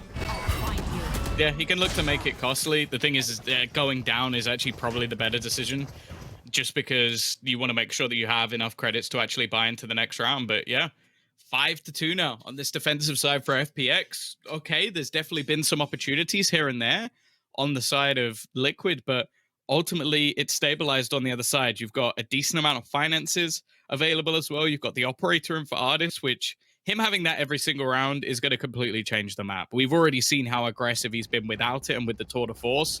Now you can expect even more space to be challenged for. That's a good spot. Oh, wow. Yumpy's going swinging on mid. He's looking for literally anybody to fight. It's a big risk. Because what if someone does that? What if someone comes onto the slope and just peeks you? You know, you can't watch 6 angles at once. Maybe Yumpy can, but this time it's backfired. Still Nightfall available. Rez only 1 away. I'm going to use the Haunt. Actually, Navira has just managed to find a free opener from the back of the site. Seeing over the top of the screen and maybe not being realized. Now, there is still a Rez for Angel, so they could look to get this man back into play, but considering his positioning and no screen, obviously, it's going to be difficult. I'm actually going to use the wall for it. Yeah, I think they needed to just have that screen for the retake. Not having the wall is obviously not ideal. Can't block the bullets, but these players are going to try to come out and take the fights openly. Viper's pick comes into play, and that is huge. That's it locked down now. Nade in, lots of kills. Scream's got 2 with the nade, including Sagetsu, and they won't get it done now. The time, it's too far gone. Dreamus just needs to run that clock a little more, and he does a damn good job of it. The 3rd round for Team Liquid secured, and it ends up costing FPX a lot. Yeah, the fact that I think the adaptation from FPX just to try and get that Viper's pit back and just a really solid afterplant. I like the fact that, again, I feel like the use of Nightfall was much better than if they just use it to take the site. Like, they get themselves into position, they managed to pick off the first player. Maybe if they didn't pick off Saigetsu, they would have actually used it just for information, but then they save it for the afterplant. And then you just know exactly where all these players are going to be coming from. Also, think about the nade. It did so much more damage because everybody hit was half HP. So they're much more likely to go down to the paint shell. Beautifully played in the afterplant by Liquid, and well, they've got a 3rd for it. That they have. Locking up round after round on this attack side can be tough. Let's take it one step at a time. The judge, well, it's not going to be challenged. They've left it and tried to bait him into peeking after. Nade down as well. That's big damage done, and Scream's able to finish him off and spray down for a second. Okay, that's about as clean of a take as you're going to get. My God. Yeah, and there was still quite a lot in this round, so the remaining players are actually just going to have to back out. Like, sure, you had a judge aggressively playing, but other than that, I'm pretty sure they had rifles, so Liquid with a much more basic take into A. And that's the thing, like, it's always nice to be the team that could, like, bait rotations, play these slow default rounds, work the pick. I genuinely don't think Liquid need to be doing that. I think these faster paced takes, the moves in towards the A site, they've been so good at just finding the information, but more importantly, getting those entries. And then their after plant thus far on the A site has looked very, very good. Just not giving that same opportunity on the other side. Soulcast, even going to pick off one at the end. They're only going to get to keep on to one of their guns. And, well, finances aren't awful, but they're not good either. Yeah, they're definitely not fantastic. I think you're straining the economy to get a full buyout here. Now, Tom, when we think about FPX moving on to the next half, I mean, where's your head at in terms of, you know, are you looking at them as favorites on the attack side? Is that where I'm expecting to see them pick up most of the rounds? And I look at this comp and I think about Artis having the freedom of attack as a pretty positive thing. I see now, though, he's on the defense and, well, almost got caught by a boombot. When he used up his TP to get out. I don't know. I feel like Liquid, at least when you saw them play versus the likes of Guild and Big, they had an incredible defensive side. And I think a lot of that just comes off how much more success you can expect from Yumpy. So I don't know. I think it's still going to be a relatively even half either way. But if anything, if Liquid can get to 6 here, I think they're in a good spot. Well, let's see about that. Angel's most certainly deleted, and Scream's got the confidence to keep on going. Doesn't look like much trouble in these last few rounds for Team Liquid. You know, I'll say FPX's attack, it's been solid, but it's nothing insane, right? Like, we saw it against Fnatic. It was, what, like 6 rounds. They got, I think it was the second half against, like, G2, but it was decent as well. I'm not really sure where to pin them, though. I can see them coming through and having a dominant showing, but I just don't know how I feel about this side. After the split attack, though, maybe we give them that benefit of the doubt up against Team Liquid. Let's see if the 6 rounds can be secured for the attack. On to 5 already. It's a question of whether or not he gets to save the op, and, well, it's not.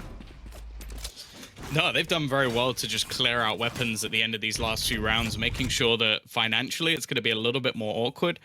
And because of that, he's not going to have the operator. Now, you have to bear in mind 1 kill, and he has a tour de force and operator anyway. So it's may not be the most important thing if Artis can get a kill or get an orb.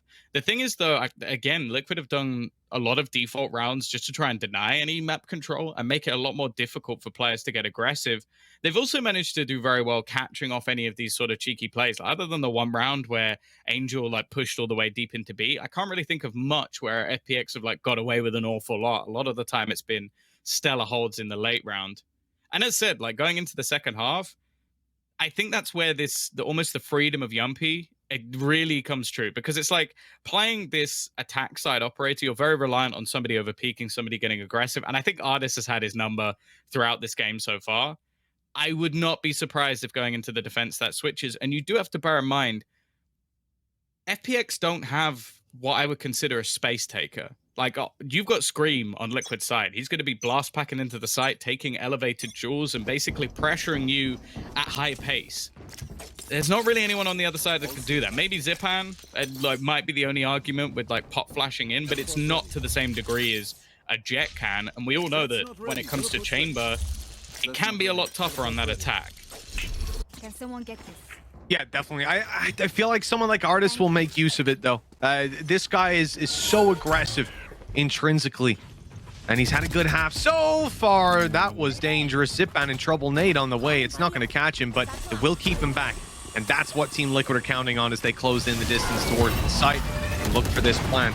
If they get the plant, Tom, Evera's going to have a post-plant Viper's Pit, and they've already got a man advantage. Oh, again, Gonna see it denied. Scream's gonna be able to dodge out the way. Welcome to my world. Oh, actually, he's gonna be caught. Of course, the plant's already gone through, and so is the Viper's Pit, so getting back in here is gonna be a difficult scenario to play through. Dreamass also has his res, but it's not something that's likely gonna be utilized in this round. Maybe null command could be thrown in, but this late flank from Dreamass could be everything. Yeah, that timing is absolutely perfect. The teammates in front just need to delay long enough, and well, they've got the utility to do that. There you go, from behind. Dreamass not even able to get much done. It's Nevera, the snake bite and the spray to take 2, put 6 to 5 on the board. Team Liquid Last round definitely before the looking fantastic. A huge turnaround from that first half of split, where I could not believe the team I was watching was Team Liquid. Now they look a whole lot better. And we're about to see Yumpy go to defensive side, show us what he's got, show us the comfort that can be in play. Again, I am going to be keeping a very close eye on Artis because I feel like his attack side's going to have something special. I think it might need to. I think if it doesn't, I'm not convinced. Because especially like this attack side, the A side executions from Liquid have been superb. Oh, it's awkward. Angel just about gets away with it. They're not going to mind too much though, because if they can just re-pressure through, there is a res available, and you can see Saigetsu, he might fight this a little bit more than you'd expect to. Normally, Artis, though, wow, he's been a thorn in their side throughout this half. He's actually going to re-peek in, and there is the res. Jump players right back up, and the operator was holding it moments ago. The timing could have been terrible. Saigetsu, though, no longer looking in that direction. And now, with a minute on the clock and the advantage, Team Liquid seem to just be waiting for FPX to try to get some information. Yumpy, well, he wants the double op for himself. Attacker spawn. The operator and the I'm a little bit confused here. Individual kill go down on mid. Spike's being picked. Now you got that aggression come through. Yumpy with his second operator able to pop off and take Zipan. And now FPX are, I mean, they're still kind of lost. They don't know where the spike is going necessarily. They could easily switch back to A. Flanked by Xiao that, I mean, they don't even know if they want to complete at this point. No way. No way. That could have been a big kill. It is at least going to delay them a little bit. Xiao should be able to find at least a little information off the back of his dart. In fact, it's going to ping up Soulcast, but that might be a little bit of a misread just because Yumpy has still lurked around this position. I imagine he has his rendezvous available, but it's something that Xiao is more than aware of. They've even got the C's just to try and hold him back a little longer, stick him in place, but the fact is, he's not going to be able to get anything done until he clears this spot. A chance, but Soulcast is waiting. 7 to 5 half, really solid resurgence from Team Liquid, and all in all, a pretty good attack. I think they can be very happy with that. There was certainly the potential for FPX to walk out with a lot more rounds. A couple of close ones here and there, and a couple of, well, wild ones out of both teams. Altogether, I think I have to side with you. I have to say Team Liquid on paper should look a little bit better here. They should look like they've got it in the bag. I mean, I'm thinking back to the last time we saw FPX play here to close out that game against Fnatic, and sure, it was after, you know, a very long day. Or not a very long day, sorry. That was the series that was like 2 super one-sided games, wasn't it? And then ended on Icebox. But Yes. yeah, I mean, FPX were good, but again, that attack, if they lose the pistol here, it's just way too much to ask, I feel, for them to pull off such a dominant attack coming into their opponent's map pick as well, knowing how good Liquid are here. So I'd give a lot of weight to this round right here. I want to see FPX come out on top. We've already got a fairly heavy gamble into the A side. It's not really anything too surprising. You've got both these long-range pistols waiting and both connecting headshots very early on. Nade to almost just give that little bit of extra space back, and in fact, they're even going to wall them in. Just keep them completely closed off from this A side. And even a rotation here is going to be difficult. You can see straight away Soulcast has just decided to put pressure back into mid. They've already rotated an extra player in over to B. But, at least for now, FPX are just waiting. Yeah, the freeze to hope Team Liquid overextend, but seems like everybody's got a pretty good handle on the situation over on that defense. Yumpy's run out of headhunter bullets. There's not 30 a ton of seconds left. utility left. There's no slows, nothing like that for Dream S. In fact, his heal's not even online. Toxins going up. Got a good chance to at least close in towards that site. But I almost feel like anything from here is unexpected. I don't expect to see them coming out with anything. Any plans, let's say, any huge advantages, but no kills at all is a bit of a disappointment. No, especially as I feel like Liquid have almost gone back to that old school method of defending A, which is we're just going to put our two duelists, aggressive players to fight. And it worked wonderfully. Like Scream and Yumpy finding pretty much every single opening pick they could ever desire. They have the defensive wall to play around as well, so they can try and escape back out of there if anything was to go wrong. And from then on, it's just a cleanup act. Like they didn't really have to do anything else but just wait for FPX to try and reaggress. A perfect pistol round from them. And well, now you're going to see basically the same on the other side. Can they get anything done with this Sheriff buy?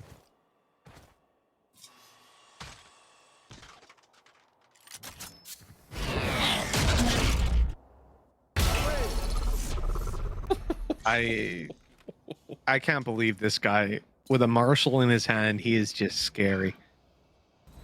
I feel like he's scary with any gun. Like I don't even like just any gun I can think of. I'm like, you know what? I believe that he can get a kill with it. It's true, but it's like I think about Yumpy on a Marshall. It's like if he buys up headhunter bullets as well. Can you imagine like he basically body tags you, flicks out a gun, instantly body tags you, and you're dead. Maybe leaves a judge on the floor. Yeah. As well, Oh just yeah. So he can go back to Oh that. yeah. Pick it all. But this Costs is about the same as a full buy, to be honest. yeah, gives you way more opportunities. Yeah, no, he's been nuts. I mean, his headshot deliveries are off the charts. He's managed to gain quite a lot of ground here. Unfortunately, the Yumpy's actually going to turn back around, and what's going to annoy Mitch even more is that in that scenario, he chose to use the 30 ghost. seconds left. Well, yeah, he didn't have any headhunter bullets. He's not bought any. That's the really weird thing about Yumpy, man. He plays this weapon, this Marshall, but he doesn't play the headhunter on those second rounds. He doesn't even buy like one bullet. He buys nothing. Keeps his money stacked. And the thing is, obviously, the Marshall's more expensive than the full clip of the headhunter. So I'm like, what's going on here? And I guess in this round, it makes sense because a lot of your opponents aren't going to have shields. So you're going to be body tagging them and killing them. That's cool. But it was the last half that really got me because they're up against a buy. It's like, well, everyone has shields, and he's like, yep, Marshall. I'm going to go with the Marshall. I don't get him, but he got a 3K that round, so what can I say? Well, it seems like we're into a technical pause, at least for now. It's going into the buy round for FPX. It seems like there are quite a few shields missing, so maybe that Marshall will get a little bit of extra use. I don't know if it's going to be invested into this one. What about the Sheriff? You a big fan of that one on Yumpy? Yeah, love it. I think, what else would he realistically use? Gonna use his trap to kill people? No, yeah, he needs it. I do think he was dropped that though, right? He didn't buy it. So in that case, it's like, well, I'm gonna spend 800 credits to buy some bullets, or I'm gonna just take these ones for free. So it does make sense. Yeah, I chuck maybe just one bullet in there, just in case. He ends up 145 and someone flips at me. The thing is, this round is so important for FPX. Like, we have seen Liquid all the way through this series work wonders with pistols. Even in the first map where they were getting slaughtered, they still managed to get stuff done. Now, they're already going to clear Scream's aggressive position. I think the knife was destroyed before it actually got any information, at least. So that's beneficial for the defense, that maybe their whole scenario hasn't been given away just yet. Scream's going to keep his spot, though. And he definitely doesn't have the same exit strategy as you would on a chamber. So ultimately, he needs to get a kill, and either there just be no follow-up, or he needs a multi-frag.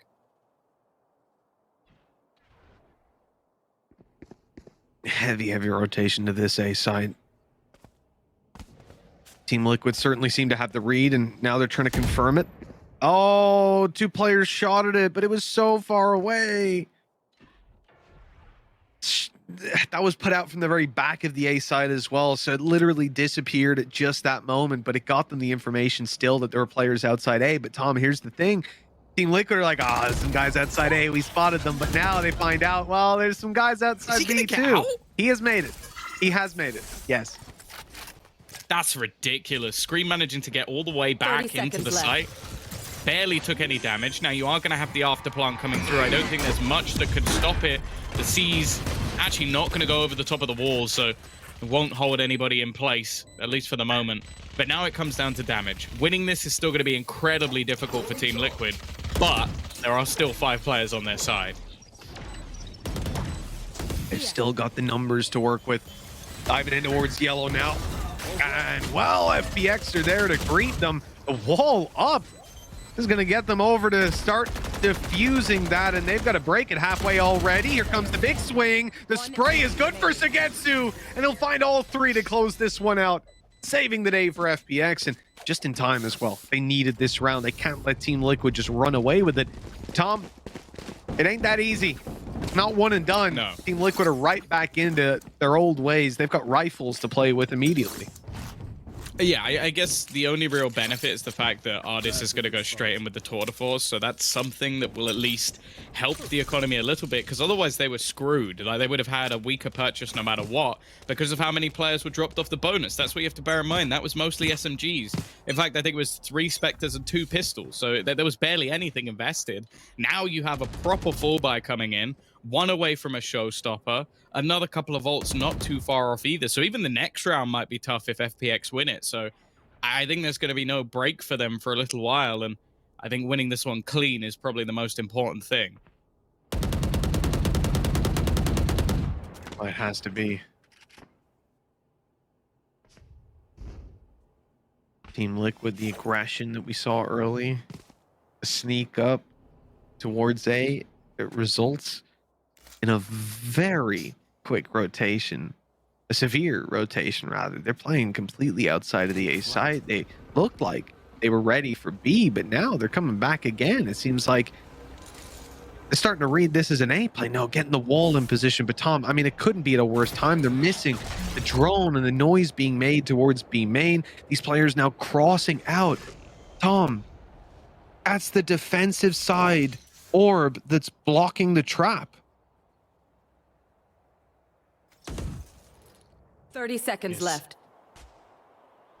Hoping to try and find something for the team. The thing is, getting in on this plant still might not be necessarily an easy thing to do. Seems like there's no counter utility just yet, but Zipan, he strikes at the perfect moment. Every member has to try and swing back around, and instead, Zipan has managed to find a double on the opener, even going to try and deny them with the fragment, holding them back a little bit further, or at least they might assume. Dreamers has actually managed to get out a little bit further than they might have necessarily expected. Zipan, though, is just going on an absolute tear. In fact, him and Shao will shut this down. And while I said they needed to try and keep this one clean, it's flawless. It literally, they didn't lose anything. Not even a lick of shields on these players. That was convincing. Looking at this, I mean, Zipan turning absolutely everywhere, taking those kills. It was just those quick one-taps, though. What confused me at the start, though, Tom, Yumpy puts down that trap B main. Navera puts an orb up top. It blocks the trap, Tom. It let them just walk out on the site. And that's the sort of thing I'm like, you can't be making those sort of mistakes. I mean, unless they're putting it there late, like they wanted them to be able to walk out, but that would be strange. The only thing would be is if they either expect them to walk through, or they want them not to destroy it, so they'll give them info later on. Yeah, but you hear the trap. Yeah, that's just silly. That's such a like meta play. If you, I mean, so they hear the trap on the way through. They know that it's blocked. So I think, yeah, I don't know. It's a little bit weird. Here we go, though. Another attempt at an after plant. It seems like they're just going to stick it out, and instead, they're actually caught completely. The C's lowers the HP enough to kill off Angel. Perfectly timed utility and Soulcast just tapping heads with the Guardian. Now everything has fallen apart for FPX. The utility just isn't there to give them that plant anymore. Yeah, I mean, that was ambitious. We've seen it before where Team Liquid kind of... Oh, well. Uh-oh. Lucky you, sir. Team Liquid kind of whiffed, right? Where Solkas threw in the C's and it didn't make it to the other side of the wall. Why is this now a 3 versus 2? Very quick kills that came through. An opportunity now if they can retrieve this spike, but getting out there ain't too easy. I like the bait from Sagetsu. Oh, nice! He knew he was going to swing. He just held it, waiting, baiting, and now getting his Viper's Pit online and activated. It's dropped down. The swing on the back is caught. An Artist goes bye-bye. It's all on to Sagetsu. He's beckoning forward. Look at it. What's happening to his fingers? My God, man. See a doctor, a physician. Yumpy sent him straight to hell anyways. Team Liquid going to be taking double digits on this. 10-7. A strong round for them and a really good hold, all things considered, as they get a thrifty win. I think we've had more thrifty wins than rifle round wins. It's very much possible. I do love that combination, and I like the order they do it in, because you've got the slow in combination with the snake, right? That's the old school one. But they throw the C's a little bit later, because it's still going to take away most of your health. So the player who's sticking it will be like, oh, okay, I'm safe here, because I'm only going to lose the X amount of health. But the second the C's comes through and removes half of it in an instant, you don't have time to react anymore. You lose that extra couple of HP from the snake bite, and well, that's you gone. 10-7. Financially, it's still going to be okay for FPX. They can buy into this next round, and they have an ult or two either close or online. I am looking at that Viper's Pit, though, and the fact that Nightfall is available. That's a lot to utilize going into even just a retake. FPX wanted to sell a fake here. They've got the wall up, and they're slow, but they haven't sold a fake at all. Look at the numbers already here. Ready to take these fights. Scream does well. It might not be well enough, though. That only equalizes after the earlier fight where they lost out on Yumpy. Oh, unlucky. Nice try to get you spotted. He's not deterred, though. Still looking to take a fight. Maybe worried about crossing back on mid as well, but I think his orb's there. Yeah, it may be a coincidence, but just the fact that they've managed to remove two players that were either close to their ult or had it from the FPX side, it's almost just been a little bit lucky for Team Liquid, because they still have their Viper's Pit, they still have the Nightfall available. 30 seconds. Nice shot. Like, Sagetsu's aim, again, it has to be like top 5 within the VCT. Man, it's just so clean with some of the shots he connects. Another man who's probably in that 5, though, is Navira. Already trades it back into a 2v2 scenario, denies the space as well, and this is the bigger problem. 12 seconds left on the clock. They have to go for a stick, almost trying to bait in right to the depths, and the timing from Dreammas couldn't be better. Sagetsu needs the kill now. I don't think he's got this. It's going to be incredibly close, and no, it's not quite there. It's going to be the round for Liquid instead, and Dreammas is just going to finish him off. A disappointing one for FPX, I'm sure. They made it so close, but in the end, Team Liquid just keep pulling off these rounds, and a big play by Scream to pull back the numbers for them in mid, going out and finding that double kill. He really should never have gotten away with it in that convincing of a manner, but you can understand why, from FPX's perspective, they allowed that to happen. These guys had just put their wall on A, they slowed back side, they started to put a lot of utility, make a lot of noise on A, they go back mid, they catch a kill there. Now, if you've made all that noise on mid and you've killed a guy mid, sorry, you made all that noise on A, killed a guy mid, chances are there's not many other people around mid. And then, I'm pretty sure they knew there was a player at ramp, or like around there making noise, some utility came through. These guys are just focused. They're like, all right, let's get under tube, let's go to B, there should be one there max. It's easy. And they don't know that actually Team Liquid hadn't fallen for that fake. They had just Dreammas outside the A site, holding behind the Viper wall. He wasn't even spotting it. Didn't even have the info. They were just like, hey, let's play retake. Let's stack up mid. Unlucky FPX, you walked into the place they stacked. Had they have not faked A and just rushed it, it would have been a 5v5 post-plant. Well, I guess let's wait and see if there is going to be anything more basic in the strat book out from FPX. It was something that I think, again, I sort of mentioned in the first half, and it worked for Liquid, just much more direct approach in towards A. They've got the null command ready as well. I think it's such an impactful ult when taken into this site. Give the plant to Sagetsu, and that's another ult online. And straight away, They're going to go aggressively pushing. This is a bit of a danger, but Jumpy just gets through the cracks and manages to find Artist right off the bat. You just see the benefit for Team Liquid in not being predictable. Their setups are fluid. They're changing every single round, matching what they see on the other side or where they think they can get an advantage. And now they have most certainly garnered with already burning up that res, which is huge for future rounds. A chance to do a little bit more here. 5v5 retake might be on. Plans come in. Not a very conventional position for it though, Tom. Yeah, and they didn't actually utilize Saigetsu having one orb away from his ult, so this is not going to be the easiest place to try and hold on to the position. Maybe expecting utility spam to come through on the normal default spots. Instead, Nightfall utilized as they now look to swing back in. Scream already going to drop Zipan, so the null command is down, and everything just seems to be going up Liquid, leaving it all on to just Xiao, and Scream will slaughter him as well. Beautiful from Liquid in the retake, and now just one away from Haven. Really impressive stuff on their way back in, and I don't know to what extent this was fully planned from them, but I think that FPX ended up being on the back foot because of the push that Team Liquid made. So they push at the start A site and get themselves killed and go back. 3 players pushed B though. They went all the way up, they destroyed the trap, and they insta-rotated back around through the spawn. That told Saigetsu that he couldn't go plant the spike. He was the player that was currently in a post-plant position with Viper. They couldn't rely on post-plant because as far as they knew, there was about to be 1, 2, 3 players coming up behind them. So Saigetsu's watching the back, even as 4 players are pushing back in, and it's only when they get the call, like, no, I really think like there's a lot of them here, and Saigetsu sees nothing behind, that he turns back and goes to help his team. They are. They're blitzing it. Are they going to go for the tube after plant? Is that the plan? They've ward off Scream, and they've actually taken away his ult as well. Now, the Viper's pit into tube is something we've seen a couple of teams do, but they need to clear it first. And Yumpy has other ideas. Holding this down with an operator, trying to reclaim some ground elsewhere. They're also looking to put pressure into the Viper's pit. You could see just one player waiting behind the box in the form of Xiao. Saigetsu also finds Yumpy, which gives them an extra little bit of space, but he peeks into Soulcast. Viper's pit gone, and the spike. Oh, look who's sneaking around. Xiao making it all the way through B long. Navarro was none the wiser.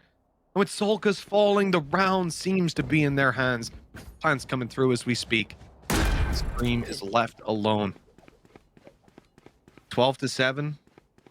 We go for this one, right? 1v3, your Scream. No? Apparently not. The call's being made. Of course, not seeing his teammates' money right now. You never know. Someone could need that drop, and could be the wiser choice.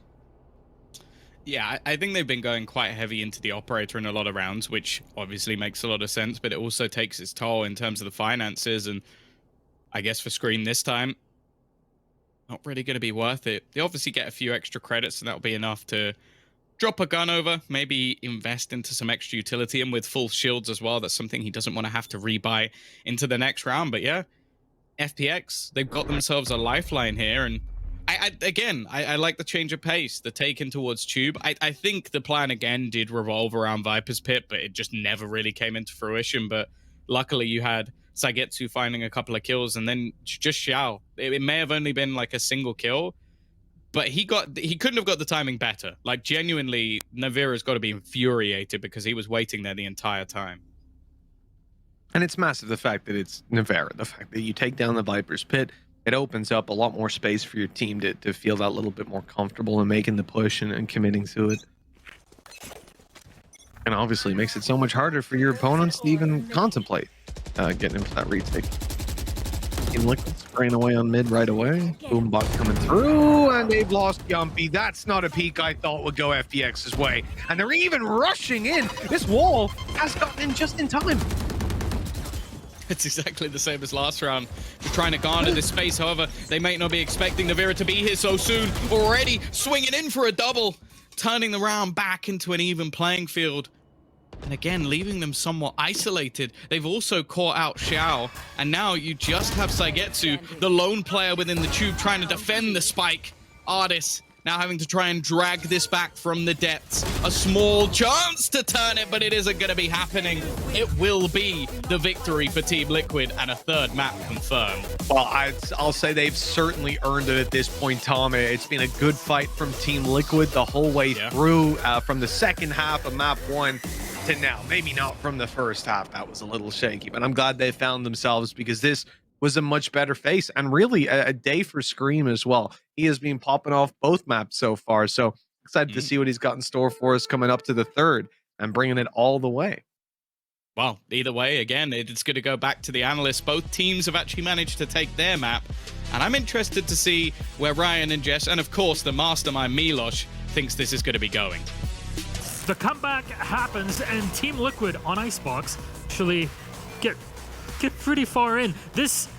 Watching this matchup, and especially that Icebox, I think there's one glaring player that really went up, and I hope we'll have a chat about him in just a moment. But my God, that's a way to come back and take us into map 3. But before we get into that, let's recap what happened on Icebox itself. Jess, Team Liquid at the helm. Yeah, I mean, this is a map pick that I wouldn't necessarily say has always been their top strength. We spoke about the recency bias and the pre-desk of this going recently been a pretty good map for them, but they had struggled and they'd fixed it and come into this, and I think for the past couple of months it's been good. I will say, however, I don't think it's this map specifically that is really like firing Team Liquid up. We saw it on Split with their attacking half. We've seen it now come on to the side, and I think they're not allowing themselves to be too predictable.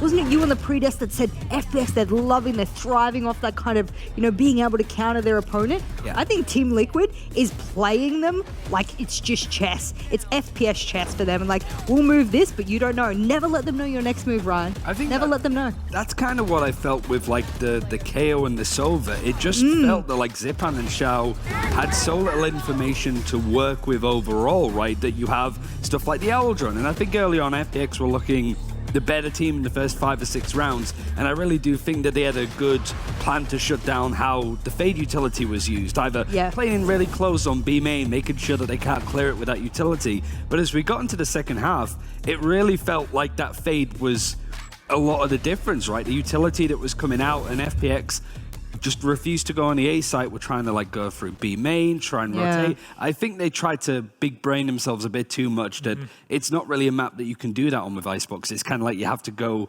A lot of the time. They were trying to outthink themselves. From big brains to big biceps in the game. It is Scream, who really puts it down, lays it down. They talk about his headshots, but they also talk about his blast packs that actually were working. Yeah, I have got to give it to the man. We've criticized him for his blast pack usage, but I will say maybe not to the, top level raise plays. We put him in an international stage. He's not going to be necessarily one of the top 5, but I will say that compared to what he's usually done maneuverability wise with the blast packs, it is looking better. You would hope after 270 rounds with Raze in this stage, the man has learned a thing or two with the maneuverability, but it's those tiny little baby steps with him because he's got the firepower that it's undeniable. I think having that kind of agility with Raze and being that kind of player that can move around in a way that is unpredictable, I think that's going to make a huge difference because he's already there with everything else. Put you on the spot. How many paint shell kills did he get?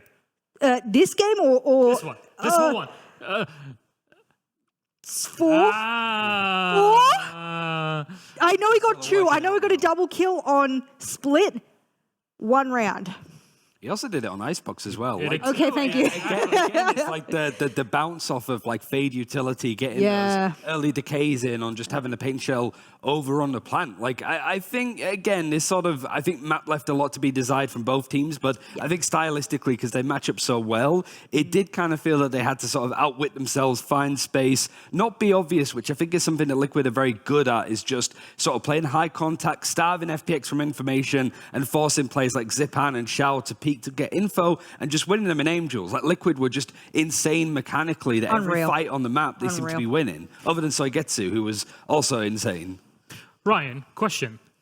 you have a bullet in the chamber? Because it's time for Ryan's rounds. Oh my God, it's getting cheesier and cheesier all of this. I gotta leave. I gotta go. I think one of the most surprising things overall is the way that FPX were not playing A at all. Maybe it was just their composition, maybe it was something that they were worried about with Liquid, but there was a lot of like mid and B main plays trying to sort of take this space and seeing if they could sort of sneak through and find gaps, find an advantage in a post plan.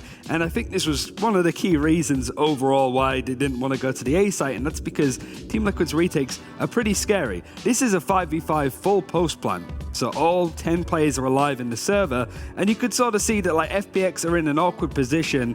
Mitch and Tom highlighted it in the broadcast as well. It made it awkward for Soigetsu to get the plan to get his ultimate online. So if we continue it through, Liquid are setting this up nicely because they have this Nightfall ultimate from the Fade. So they're going to be able to sort of push through, and you can immediately sort of see that how quickly, off the back of this Yampi swinging off this ultimate, even just the placement of this ultimate, they like Liquid know how much control that they have. Like they have control sort of over on rafters in this spot. They know that they have control of this, so they can really point this Nightfall in this direction to go for all of this space and swing off of it to get those kills and picks. Yampi does it immediately. Zipan even brings in his null command ultimate to try and slow things down. But it's just, even if you sort of play it on slow speed, how quickly the rest of Liquid are able to go in for this execute and how they're winning duels. They even set this up as well. Like there's a Sage wall over in this corner. Before the plan or retake even comes in, Liquid break this little chunk here. They set themselves up to go for the peak that we just saw over from Dreamass, and the rest of it is just a fall of House of Cards. It's a small round. I think there was very little when it comes to finding a telestrator round because it was just full 2 minutes of slow, baity sort of play. But as soon as we saw FPX trying to up the pace, Liquid just slapped them back down. They did. They met that fire with fire, and their fire extinguished the other fire. That's a lot of fires. I apologize. It's 2 fires in a row. There's not enough oxygen in the space to actually make it work. I went to university, by the way. Yeah, he studied oxygen. Look at it. Exactly. He's a professor of OXG oxygen. are not in here, I'll tell you that. Here's where we are. All right, well, then let's take a look at Haven. And I get to see actually the map. We get to go to a third one today between FPX and Team Liquid. A reminder for everybody at home, the winner of this game will get to move on and maybe to a more difficult game against Fnatic later on. Maybe, perhaps. But at least this will put you forward to only needing to win 1 best of 3, and you're through to Copenhagen. Simple as. Jess, what do we expect for Haven? I mean, look, I got a really good feeling for Team Liquid. I'm actually going to throw the other maps in this series away and just look at the Haven for them as a whole. I got a good feeling just based off the fact that if you can go to a major international event and you can 13-3 loud, does that give you a good feeling? Like if I say you 13-3 loud on a map, do you think, that's a pretty good map? Yeah, but there's no Sliggy, there's no Link. It's a different look. We're in a Sliggerless world, and I don't like it. Certainly when you compare it to like Reykjavik. But what I will say is that like both these teams have played it a smidge, just 1 map each, and they've won it. So a lot of these series so far, we've seen like, okay, we lost it last time we played, so we're going to make this change. Like a lot of subtle agent composition changes on either side for whatever reason. Now we got Soigetsu playing on the Sage and just going insane with some of the TikTok walls. You also have like Team Liquid on the other side, having some of the best raised fade combo utility that we've seen so far, I think globally with how they were playing up against Na'Vi. So saying that, I think both these teams are going to feel confident with their ideas, but I do think that leans into FPX because they know, well, Liquid are going to be comfortable with this composition. We know how we can deal with it, and we might change up some ourselves. Are you going to bet on it? I'm going to say Liquid, you're going to say FPX? Yeah, I'll go for that. Okay, I'd never go against FPX. All right. What happens? What do we owe each other? I don't know. I'll buy you whatever skin you want. I'll buy you whatever skins you want on Val. The new one, that's what we'll do. We'll buy each other the first, like the new skin that's in the next episode. Yes, we owe each other the skin. All right. This is actually really It's actually sweet, not gonna lie. Yeah. Yep. Yeah. I'll buy it for you. I think, it's going to be the concern, I suppose, for FPX is just momentum and morale. Like, how are they able to pull it back in their favor? But they've been able to do that quite frequently in the past. This just feels a very different series to what we've seen from FPX in a long while, and it's going to be hard to adjust to. All right, so now you see we're loading in. We are almost ready to go for our agent select. And now the big question is who makes it out of this game. It might be a long one, actually, because we've had equal first 2 maps, 8-13, 13-8.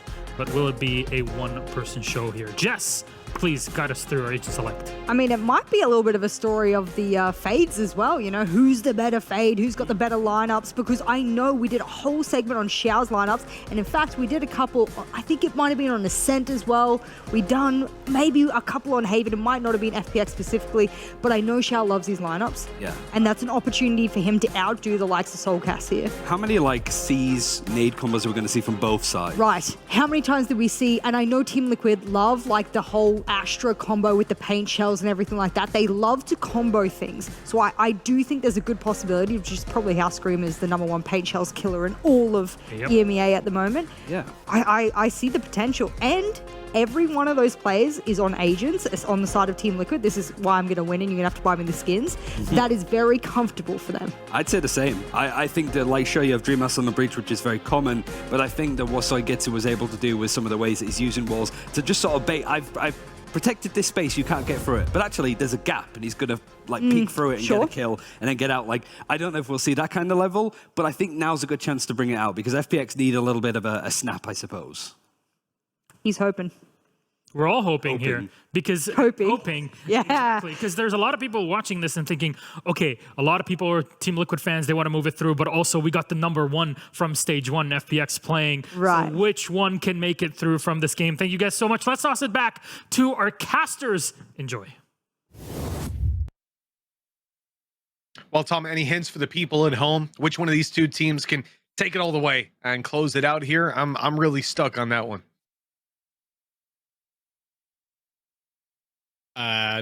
The best team will win. I don't know.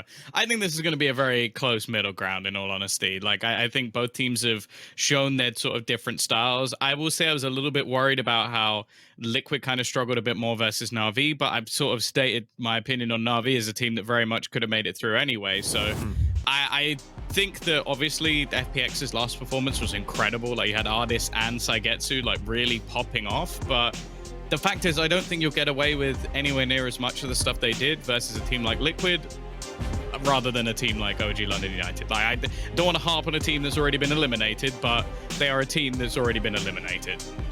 Yeah, look, I can see, honestly, I can see arguments for both of these teams with the way that FPX have played in the past. I think they can, obviously, we saw that first half of split. They have the capacity to come in and just shut it down, but this, it's a different task now as we come on to Haven. Comfort for both.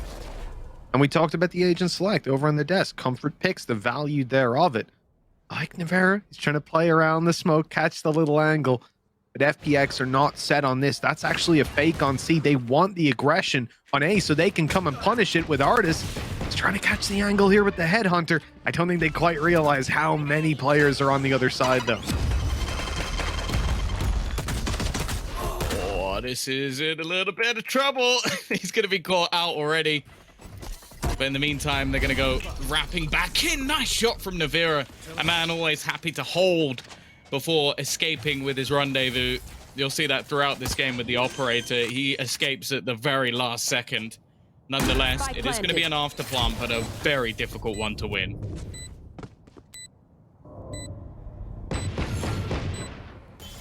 I mean, they need someone to find some kills quickly, right? You turtle in on the site, you're just going to get destroyed. That's the idea here for FPX. Angel and Saigetsu waiting. The firing squad to catch these players on the way out. Good kill to start with. Follow-up is there as well. He drops down safely behind it. A good little escape route. They've left themselves, and the kills keep on coming. The last player caught behind it. And look, this was an almost impossible and difficult, at the very least, retake or hold. But FPX, well, the post plans, they prevailed.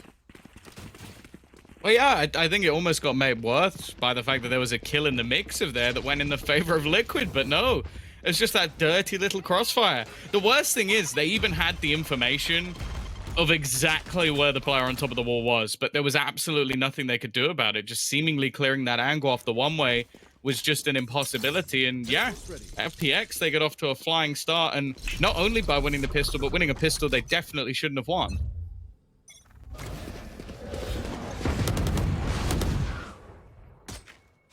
We're already seeing those early challenges. A long, really being pushed off, and in this round, I don't think there's that much of a surprise. The thing that does shock me is always the willingness of this man to take a Marshall where nobody else would take a Marshall. You know, you think maybe A long, maybe C long, maybe even B. But he's crazy. But he's gone garage. You know, there's a shorty on his team. You know, he could have had a shorty. You know, why not? But no, the flexibility of having a player like this who just has a blatant disregard for his own well-being, like just running in the garage with a Marshall. He's crazy. It allows them to keep stacked up like this. And, well, even though he's blinded, he's got a shorty. So Dreamus is able to take that kill. And FPX, they're now in a 3v4, Tom. They've got the man disadvantage in this round. We've seen too many of these already. The struggles of FPX to get through what is mostly pistol rounds, but I don't think they expected a further push to come in on towards this A site. Scream looking if there's a chance for him to try and deny things, and well, by the looks of it, Zipan was almost denied instead. Nade through. Gonna do a little bit of damage and actually force Xiao into a bit of an awkward position. The thing is though, Zipan has a little bit of an angle around the edge of this wall. Any peek out is gonna make things easier for him to find. He's just got to make sure he's not caught without a gun in hand. It seems switching between the two definitely has its risks about it, and they've now comboed a C's of their own, making sure the remaining players are stuck in the mud, and, well, trying to get through the gap in this wall is going to be tough. Yeah, there is not a whole lot of wiggle room there. There's the Han. Yeah, well, it doesn't even get to bloom. Players are already dead. Quickly dealt with. That was incredibly scary for FPX to end up in that position. Because if they lose one more player, it's already a horrendous round. It's not a round loss, but you've lost the round. But now they come in to round 3. A little bit, you know, they still get a little bit of a bonus having the Guardian, having the Vandals. Team Liquid going to put all their economy on the line. So it's all right. They've almost got res as well. And that's also the other thing that's hugely valuable when you have a player like Sagetsu is he is going to frag. Like 9 times out of 10, he's going to put up numbers. So you're going to have that res a lot more often than you might necessarily expect. The other thing is this sort of Angel versus Yumpy battle, I think, is probably one of my favorites ever. Just because, to an extent, they are both clinically insane. In the best possible way. Artist has gone for... Yeah. Artist went for the Sheriff here, alongside the Headhunter. The strange backup, but as we said before, you know, you tap up on the body, swing that out, and go for the same, I guess. Oh, revealed up Dreamus. There's the peek and the follow-up from Angel. Tom, FPX come in here with a few disadvantages. Spectre, Sheriff. But now, if they take the right map control, they can even recover that. They can pick up some weapons. They still have to deal with this man here, but they're avoiding him. Unknowingly, avoiding what would be almost certain death. Yeah, instead, though, they're facing into Scream, which has its own dangers. Playing a off angle, to say the least. A nasty surprise for the first player in, and he's managed to escape back out of there. Again, always seems to get away with far more than he ever should, but Xiao will be there to wrap back around. Yumpy, it's almost like he's expected within the smoke at this point, and now Soulcast, last man to the party, and, well, he's not fashionably late, he's just late. Yeah, he's coming at that time where you turn up and all the other guests are looking to shoot you. None of your friends are there. It's Barry Bauer in specific. I wasn't drawing on personal experience there, but it's what I'm seeing. And Solkis, he's got the same vibe. He's out of here. He's made the right call. Not going to overstay his welcome with a bunch of lunatics on the other side. His mirror copy hunting him down, in fact. They sprinting through the spawn. He wants to hold on to the fishes and not be swimming with them. Exactly. But they know exactly where he is. At least they did. They hadn't seen that he came to the site, so he might get the jump on them, and there's a kill. He's actually gotten the reward. Waited for his counterpart to come around the corner and ambushed. A little bit of damage to the economy, but I think it was only if it was the other way around that it becomes very scary. Well, that's the thing. It was a bonus. So ultimately for FPX, winning that round wasn't really, well, necessary, I guess is the way I'll put it. It's always nice to get a huge boost to your economy, but other than that, it's just now put them in a hugely beneficial financial point. They're also very close to a lot of ultimates, and on the other side of things, you're going to be left with, well, a Marshall for Yumpy, a few pistols, Headhunter, and of course that one rifle for Soulcats, which is going to go walkabouts very early on. Oop, popping up to say hello. Looks like Artist wasn't too friendly on the other side, though. He's bailed. He's run away. And FPX are happy to give up. That's what? I mean, I don't even think he had an iota that the player was there necessarily. That's just some remarkable crosshair placement on the swing out. The thing is, it's the same with Yumpy. It's like, I feel like you could easily make like a massive document of all the reasons why Navira should play the Sage in every game. And a lot of them will revolve around the fact that him having an escape mechanism is genuinely unfair for anybody else playing the game. And it's exactly the same for Yumpy, and I'll argue Artist as well. Nonetheless, a great start to the round, and even just the distraction of that Haunt has given a freebie over to Zipan. Oh, 30 seconds he's left. still being dragged in up onto the wall. He was being strung so high. sick. It's so awesome. What is that? Oh, that's unreal. I can't help but think, would that even make it over if there was like a Sage wall there or something, potentially at the right angle, still clippy on the other side? That's interesting. I like it. I don't know if that's planned or if it's just landed there. It must be planned. I don't think, like, to accidentally land a there's no way. there, it just seems No way way. more unlikely than they intentionally did it. Yeah. You just see poor Sulcus just getting dragged up into the air. It's like, no!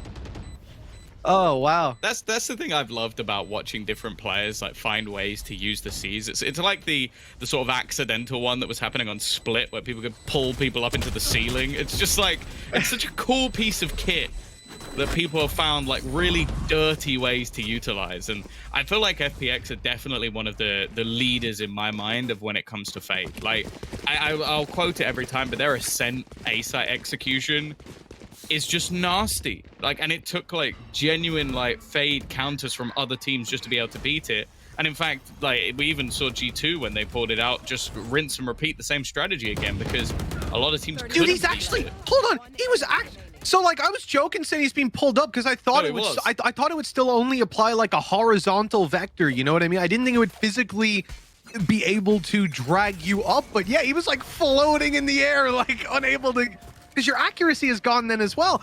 And the people, even though they've killed someone backside, if you look, you can see a big beam pointing right to where he is. So you're like, there's another one backside? I'm wall banging? Like, that's insane. Nuts. Sulcus, though, getting his revenge this time.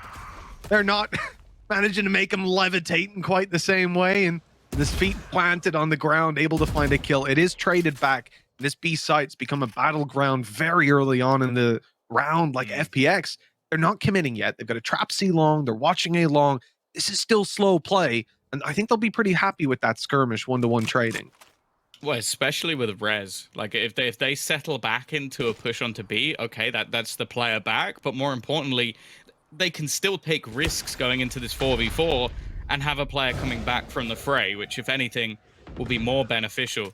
Interestingly, though, it seems like there's a solid read on the scenario. Like, of course, there's still the quick teleport back to reposition for a B hold, but they've just split the sites, almost abandoned B completely, I guess because of the trap position not being activated.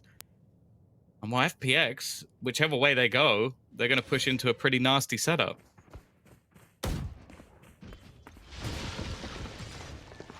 The breach flash. Definitely not the most idyllic of those. One Zipan's gone flying through. He's actually gotten him, and now the plan's coming in. I don't believe they've gotten this level of success right away. The showstopper, the takedown scream, but he couldn't hear the nade. Oh, Sulcus, he comes close. Got the wide swing out, but the players on the other side a little bit too strong. And a fifth round now looking likely. A good attempt by Liquid here, Tom, but they're a little bit blocked out of this one.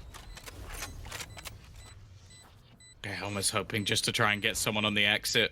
Not in the right place, unfortunately, but yeah, very well handled. And again, I feel like that's just the value of Zipan when he's playing a more aggressive agent, is you could just see these sort of plays that ultimately when you're around, being able to isolate the player, killing off another at the back of sight with a showstopper, and by that point, the rest of his team had got into an afterplant, and I guess for the desk, that's another one they can add to the tally of paint shells for Scream, but ultimately, we need to see a little more from him. And the whole squad, in fact. 5-0 currently for FPX.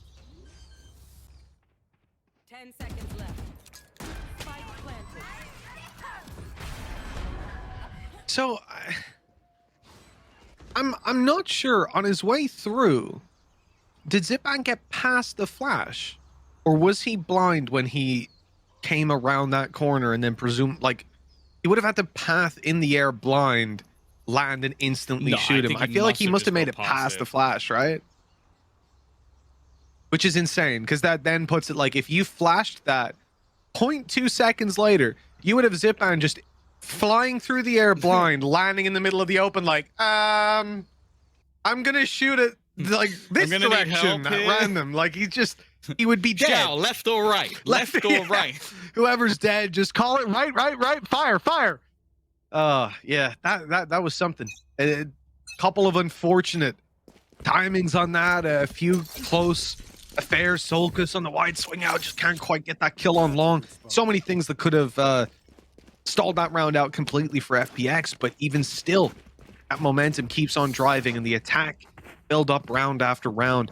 Where's the solace for Team Liquid? I mean, even look at the economy now. It's so shaky. Got an AWP, a Guardian, and Sheriffs. Actually, that's a glass cannon Guardian. Yeah, I guess Solkas just relying on the fact that he'll find instant headshots. If there's a kill here, though, he can actually drop this operator over to someone else and play tour de force. Now, in my mind, that's an ideal scenario. Get that into Yumpy's hands and see what you can do. But for now, at least, it seems like that's not the plan. And with the res again, of course, Saigetsu just been farming up all orbs, as he always does. It's not really that much of a detriment in what could have been a very dangerous round. Oh, here we go. Up and over. Got the height to play on, and it got shot by Nivera. Managed to just evade them, hiding down behind the boxes, and Solkus uses his haunt to grab a kill, spins around, and does the same on B. No flank for FPX this time. And not even a plant yet. A 2 versus 4, a showstopper on the other side for Team Liquid, rolling Thunder as well. One of those likely to be committed just to guarantee this round. They do not want to let go of this one. In fact, both of them. That's how desperate they are for a win. Oh, it's already done. Zipan tagged desperately low. They've even got the nade combo alongside the aftershock stun. He's stuck all the way back, and well, Solkas is going to be there to close out. Big round from him individually. Like I mentioned it, he came into this round with no shields whatsoever. Ends up taking 40 damage, getting 3 kills. But I think it is just that initiation out from Nivera. He's so difficult to play against with this operator in hand. And the fact is, his goal for this round was do some damage. If I die, I've got tour de force. Well, he gets away with both. I do think on the side of Liquid, it's a big commitment to put in both of those ultis, but just the cyclical nature of those ults guarantee the round 100%. Now you've got a tour de force to back up on. You're going to have a nightmare soon, and with the way Scream's been playing, that showstopper on by next round. These have been looking good for Team Liquid in some of these duels. Some closer rounds here and there. Ooh. That is one of the worst starts they've had, though. The C site taken, and all it took was a haunt. Yeah, just a solid piece of utility. Xiao once again causing issues. Okay. He's going to get pushed off the plant. That was his own blast back, by the way. Yeah. Still one hell of a rotation to try and come through, and just caught both players sectioned off. Where did he turn around? He turned around and killed Yumpy. Okay. I saw a kill onto Yumpy and I was like, there's no way he's just killed him doing that. But even still just waiting. Nice work from Dreamass. Angel instantly going to respond though. And while Scream, his position is known, even still though, he might be able to get something here. Yeah, while he's still hit by that, he's just swinging out wide, pre-firing the angle. He's like, I don't need to see, I don't need to hear, I don't need to do anything. I'm just going to kill this guy. 6-1 though. FPX steaming right back into the lead, Tom. Things are a little bit spooky because, yeah, you've got the tour de force online for Team Liquid, but Artis has got that to respond with, plus the operator. And right now on that attack, there's been very little in terms of issues that they're running up against. Yumpy I'm only noticing now. He's gone 007. It's a rough start for what was your seaside anchor. What a shot, Navarro. He's been I say difference maker, but the only round that they've won was basically down to his openers. And once again, tour de force in his hands. It just looks ever deadly. So lightning fast on these jaws. He's going to go back for another Spike down mid. spike drop to the deck. And well, they're going to have to just try and smoke him off. But in fact, Navarro is still playing forward. I'd assume as well that he now, once again, has the ability to teleport out, Mitch. Fairly soon, he will. At the very least. Oh, okay. On the way through here, Artis is in a lot of trouble. Yeah, I was going to say, if he stepped past that TP line, he might be dead. But luckily, he's able to make it back. Regroup with his teammates, even still a tough round ahead. And, well, that's a big risk by Angel. He's made it through. He's made it through, and he's hearing the steps. Okay, they're actually checking for it, and they've dealt with him so goddamn perfectly. He thought he was making a play. I think we all thought he was making a play, but Team Liquid, they knew it was under control. Yeah, they heard the TP back, and well, clearly Dream has communicated well. Second round on the board. Again, I felt like a lot of this thus far is coming down to the likes of Navarro just being able to get so aggressive on this chamber. Of course, Soulcast played a big part in the round before, but I am starting to worry a little bit that some of the other pieces currently online for Liquid are just not quite there. They're not performing to the standard that we need to see from them if they're going to win this map. Bear in mind, last time FPX played this, they got 9 rounds defense.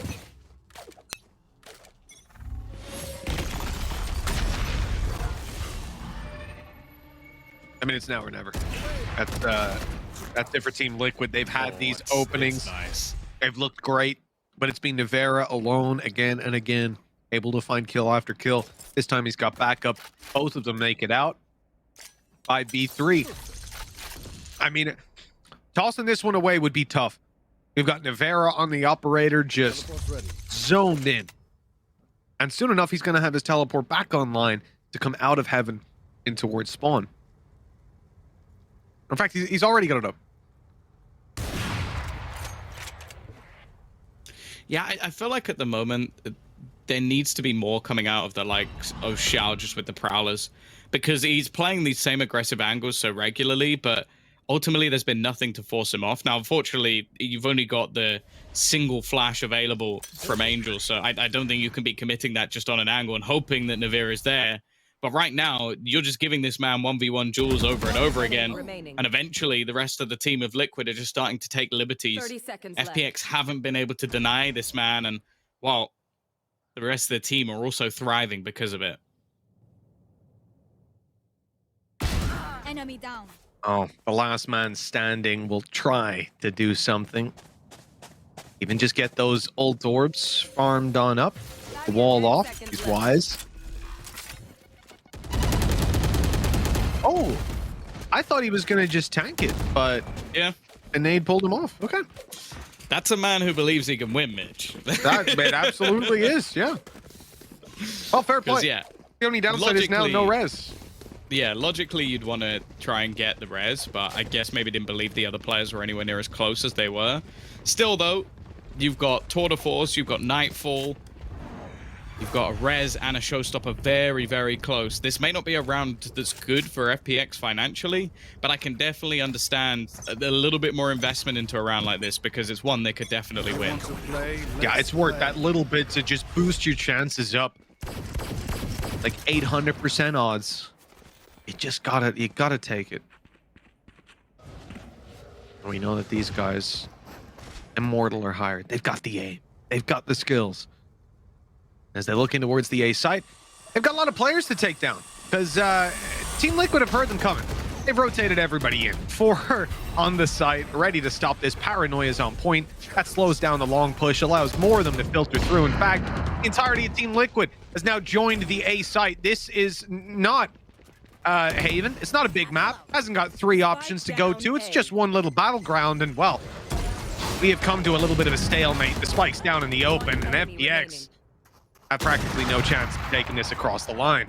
4th found for Liquid, and they're doing exactly what we needed them to do. Building up these rounds. 6 is still going to be tough, but it's better than it was looking like it could have been.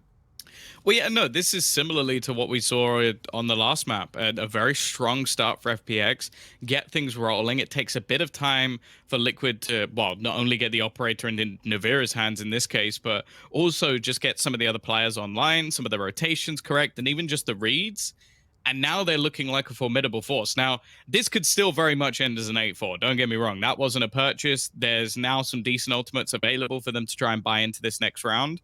And also, you have to almost consider the likelihood is Saigetsu and Artis are going to do much, much better on the defense. Like, it's just not agents that really work out too much for this. You're basically relying on hard entries without much utility to play around. Whereas on the defensive side, Artis will have that exit strategy similarly to what Navira has. And also Saigetsu, well, he was nasty.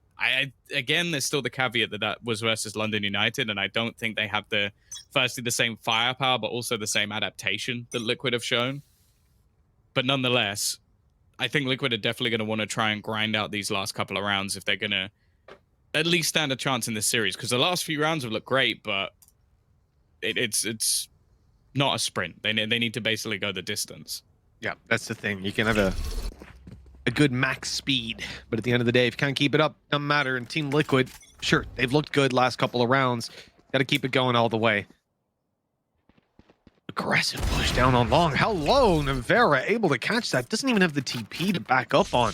Just the sheer level of confidence in play on this man sometimes is unbelievable. And they've got the showstopper. They had planned for that res to go through, canceling it out effectively.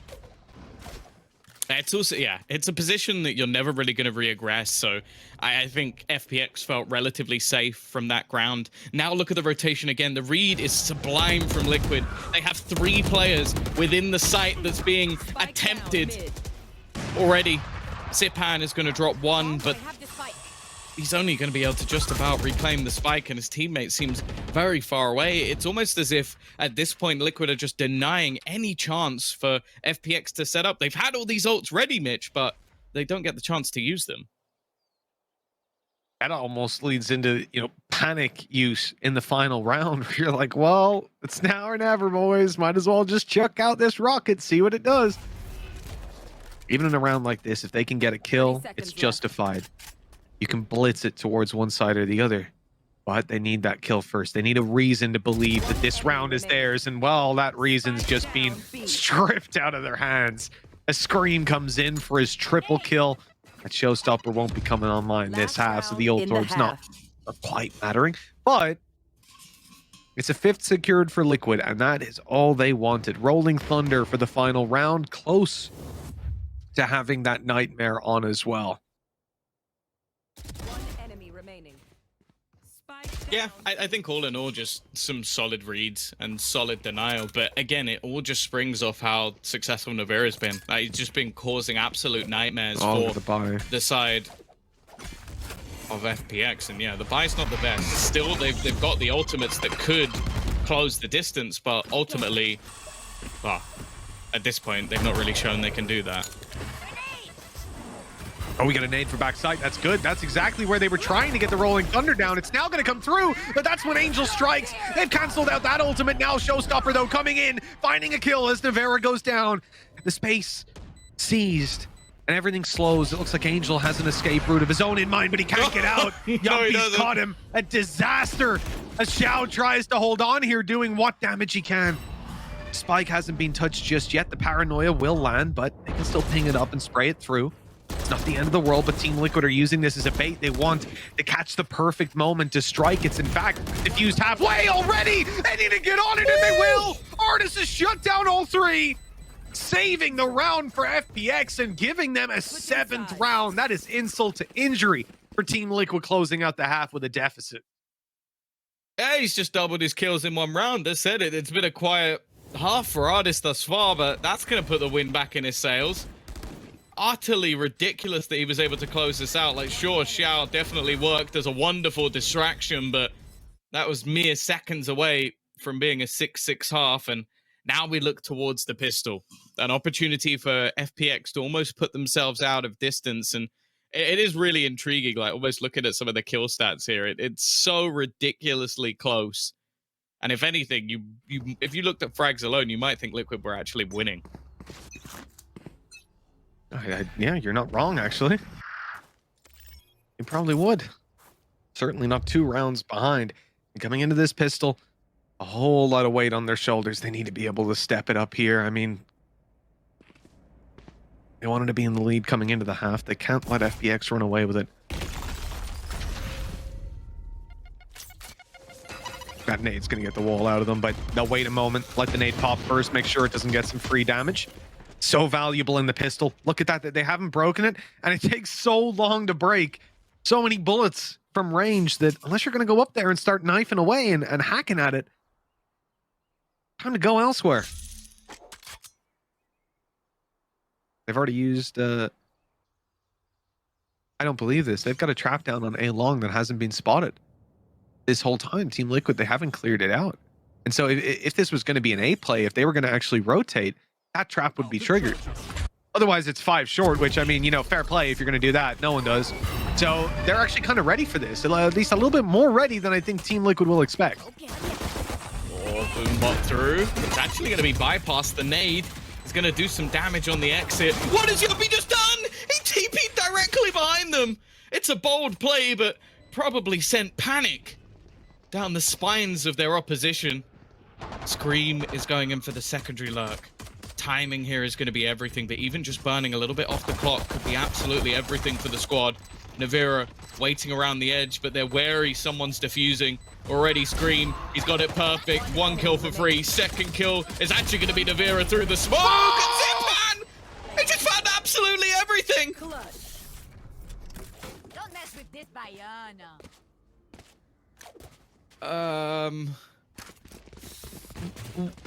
I don't know how he won that. Yeah, just replay it. Yep. Let's... This was so well played off the back of Yumpy. Easy kill. Navira, I think, got 2 through the smoke. Oh my And somehow God. Zipan killed Scream and then turned around and... Yeah. Cool. Cool. That has slightly come out of left field. A little bit. Slightly. I feel like I've just been hit by a car. That was absolutely wild. Whoa. How do you reset as a team after that? No pause? No pause? I need to pause. You're okay, Team Liquid? I love what Yumpy did, you know, jumping through the smoke, and at that exact time, Scream starts to move into garage because everyone's distracted. Ah, guys, come through the smoke! They're like dealing with him. Scream's like, okay, I'm just gonna sneak on up behind them. Gets the perfect window. Oh my God, Zipan's just on. He's had enough. He wants to make his way through in towards that second upper bracket game, a game that would send one of these teams to Copenhagen, but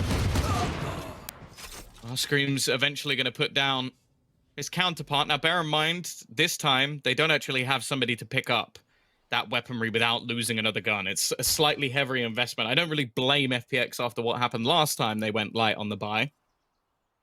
They're going to want to make sure they get the rifle back at least. 30 seconds left.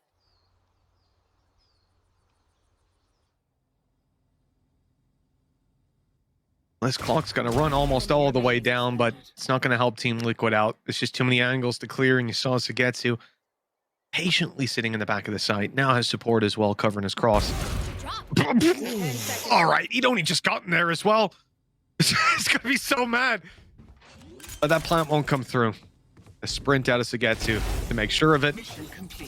But good damage done. I think Team Liquid in normal stances, if this is first half and so on, they can be happy with where they're at. But right now, there's no room to sit back and pat yourself on the back. If Team Liquid lose this round, this game it's flown out of their control. They'll have to make another impressive comeback now. After split, maybe we can't doubt them, but... Now, Zipan may have gone down in that round, and they may have lost a lot of weaponry, but the trade-out is that he comes into this with a showstopper. Now, FPX is still going to play this as a bonus. Like, a lot of the time we've seen them reinvest into extra rifles when players have only been playing pistols, but that time it was a lot more costly of a round. Artis still looking to try and get a little bit cheeky with that headhunter. But the main man we need to keep an eye on is going to be that push coming out from Zipan. He's taken a lot of space early on in this round already.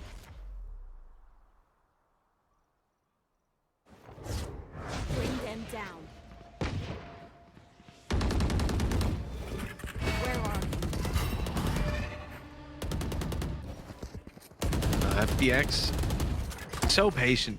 They always are. And Team Liquid are trying here. They're spamming walls. They're thinking if there's no noise out of them and they've walled Garage, they've got to be doing something. But no, this team is sat back. They're defaulting. They're waiting for contact. They know that Liquid are going to try something fishy, whether it's threading the needle with the player coming up behind, whether it's going to be faking it out. And now, as FPX finally rotate over to this A site, they start that stack up. Oh, there's only one player there. And now the others come back to fight. But 1-to-1 trades, considering what FPX are bringing to the table, I think they're happy enough with that. Still a showstopper back pocket. If they can just keep making this round kind of close, Tom, that might get thrown in, and that could be the difference. Yeah, they still have a couple of rifles to play with. Unfortunately, no one within this B site. Paranoia through. Showstopper actually utilized, but it's not going to kill off DreamHack. He survives in the corner. Yumpy with the late lurk as well is just going to manage to find another. Turn it into a very solid position now.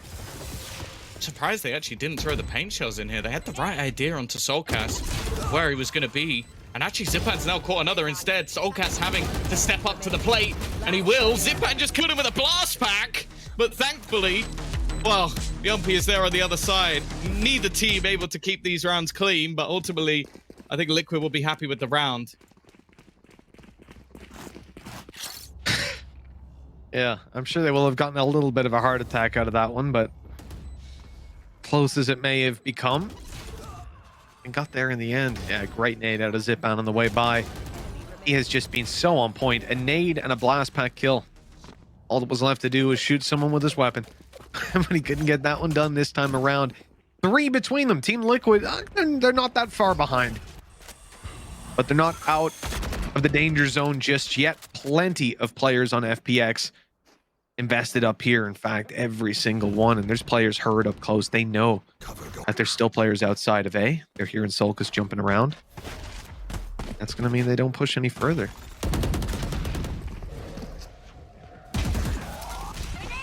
Zipan already in a little bit of trouble. I don't know if they expect Angel to be here, but he's actually caught shooting utility. Good isolation. It's another nade kill. I hope someone's keeping count. Nightfall already going to go through. This leaves Shao needing to hit instant shots, and although Navera was low, he gets nothing. Artis and Sagetsu to clutch it. 2v4, Navera low HP, but this one ain't looking all too likely. Well, Dreamus is dead. So now it's looking a little bit more likely. Navera's got to be careful. So low, so easily dropped in this situation. There's a head peek for Heaven. He's being patient. He's not peeking out too wide, and his timing is absolutely perfect when he does. In fact, taking both of the remaining kills on his 11 health. Very nice. Yeah. 7 rounds for Liquid. That's the thing, Navera there takes 3 duels with 11 HP and somehow manages to win all of them. I'm not sure that will be something that happens to regularly, but the man is performing to an incredibly high standard. In fact, it seems like a family day out right now for Liquid as both him and Scream top the board. And now, well, financially things start to look a little bit more troublesome. Again, though, FPX not too far away from a couple of ultimates being online, so even a kill or 2 in this round, or even just falling and picking up some orbs could be enough. Nonetheless, see if they can get anything done here, especially against the tour de force of Navera.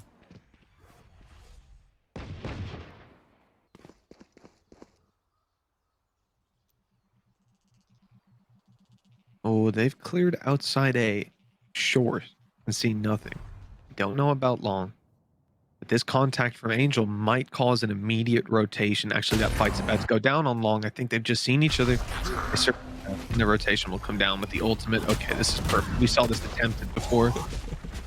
Oh, and he's gotten all the way through, and he's now on the site. Very nice. C side is theirs. TP'd into an aftershock, but hey, I think it must have been his teammates one, obviously. I'd be impressed if it was FPX's aftershock. Yeah, true. I might call the admins. Nonetheless, can they do any damage here? Already sat back in these afterplants. Liquid have looked stellar from this position so far. A lot of utility used onto DreamHack, but he will survive that a little bit longer. And obviously for Navera, there's not a whole lot to lose here. In fact, nothing to be lost at all. 9-8, Liquid again. It's these same slow starts we saw earlier in the day and these grind backs into the map. And once more, FPX, it's starting to slip away from them. There it is. I was waiting for this pause to come through. It makes so much sense. This late, 9-8. Team Liquid have completely caught back up. Not only that, it's not off the back of a round here or there. A 1v1, it went their way. In fact, I feel like more often than not, the 1v1s have gone FPX's way or damn close to. This is the reason for the timeout now is just how convincing Team Liquid are winning these rounds. And now they're on the cusp of taking the lead out of FPX's hands because they'll put them down to an eco after this. And if you take a look at where the ultis are at, Liquid don't have a lot. You know, at most, you're running into a Showstopper and a Rolling Thunder, which is pretty terrifying in and of itself. But on the FPX side, you could have every single one online in this round. It depends how they distribute plants, orbs, and kills. So that's what they'll be discussing as well. This is such an important one. Even just in how they approach early round map control. It's so hard to get those orbs on defense, but at a minimum, just deny Team Liquid from getting the Rolling Thunder has to be an objective. Let's start this party. Already looking like both teams are going to have some early aggression in towards this A site. This could work wonderfully for Ardis. He's got that operator online. Navira's already set up though, and actually Zipan's going to be the one to take the bullet for him. He's reclaimed that control, but that control isn't even being fought for anymore. In fact, Yumpy has instead found deep control over onto C. Now the res again is going to come through, but FPX have not done great at bringing these rounds back after the res, and especially with an afterplant looking quite likely here, it might be quite tough for the other side to break back in. Yep, it's the right call, popping that Showstopper, just keeping everybody back. You know, they're probably not going to go sprinting in on the back of the Nightmare, but now, as the smokes dissipate, the kills come in, and they are constantly in favor of FPX. Again, the flank is going to be an issue they have to be wary of, but they are. Angel's locking it down. Not this time, he says. But the kill through the smoke, it stopped the defuse now halfway. A little more is needed. Angel's coming out to try and deal with these mid players. In fact, there's only one left, and it's Scream. They've tapped the defuse. He's got to swing out wide and check it. And Angel takes him down before he can. There's the round. Double digits secured. FUNPLUS Phoenix are finally back on the board. It's been a while. Yeah, especially with the investment as well of Nightfall and also a Showstopper. I feel like they needed to basically get something through in this round, and managing to get it over the line. The thing is, though, there's still going to be plenty of finances for Liquid, and Double up. yeah, it's double up and a tour de force. Mm-hmm. I guess that must have been They picked saved up. them. Yeah, nobody otherwise invested. that makes no sense. So it's something that Angel's definitely done before. So I don't think it's really that much of a weakness, but especially with the pace of some of these rounds from Liquid, it could definitely cause them a trouble. We've seen a fair few afterplants, or retakes, I should say, attempted by FPX, and with this weaponry, you ain't winning those. Yeah, but it might be a little easier to retake if they can thin out the numbers, thin the herd on the way through. I think that's the objective here. Much more passive approach. This is to try to get them when they're actually peaking the angle. Doesn't happen. At least not in their... The kill doesn't go in their favor afterwards. Sagetsu's caught the corner, being revealed, being spammed on. In trouble. There's the shot from Ardis. It's only one, though, and now he has to try to land that extra little wider angle. He's smoked off as well, and so is Sagetsu. Stuck inside it. Zipan comes to help, and he's swinging in for all the kills. Sagetsu hasn't moved a muscle, though. He's still inside this smoke. They're looking for him. They're trying to root him out. The smoke will disappear eventually, and that's when he gets dropped. Oh, no, it's come back into Team Liquid's hands. They've won it. After Zipan coming in with that double tom, I thought they had it, but I think we need to see what Angel just did there, because I am almost certain he TP'd, pulled out a paranoia while looking at someone, threw the paranoia at them, and then they just ran away. Like, that was so weird. I'm pretty sure Angel had a free kill. I look where he TPs to in a sec if it's going to be in the replay. I'm pretty sure he was behind, like, at least one of the players. I'm pretty sure it was Navira. It was super. I don't know. Like, can especially the watch way that that one back. ended. I think it was just a misplay. Oh dear. Oh dear. Nade through. It's caught him right on his tail. Great opening for Scream. Now team, not the greatest teleports. Now Team Liquid are through onto the site and a little bit further. I don't know if he knows he has the spike. I don't know if he gives it down. Is the other side of it. He almost just got trapped in the open by Scream. He couldn't get past him. That was one. I guarantee you. If they listen, Liquid, please release. Ooh! The VOD. What the hell was that from Sugetsu? I guarantee if they release the VOD, that's just going to be Scream like screaming, like, "You have the bomb! You have the bomb! You have the bomb!" It's just like, come back. As soon as he goes in the corner. Oh my God, Xiao. Here we go. The sheriff kills. Careful. Okay, thankfully Navira's there. 10-10. Scoreline equalized. Team Liquid's comeback is making its way through. Navira spearheading it, but the full squad has been performing to an incredibly high standard. And I'm just loving some of these fast-paced setups. Like the fact that they almost completely isolated Zepan in the last round. He's been by far the most impactful player for FPX so far. In fact, if you look at this scoreboard and think that it's 10-10, that sounds madness, but it's mostly because of that man.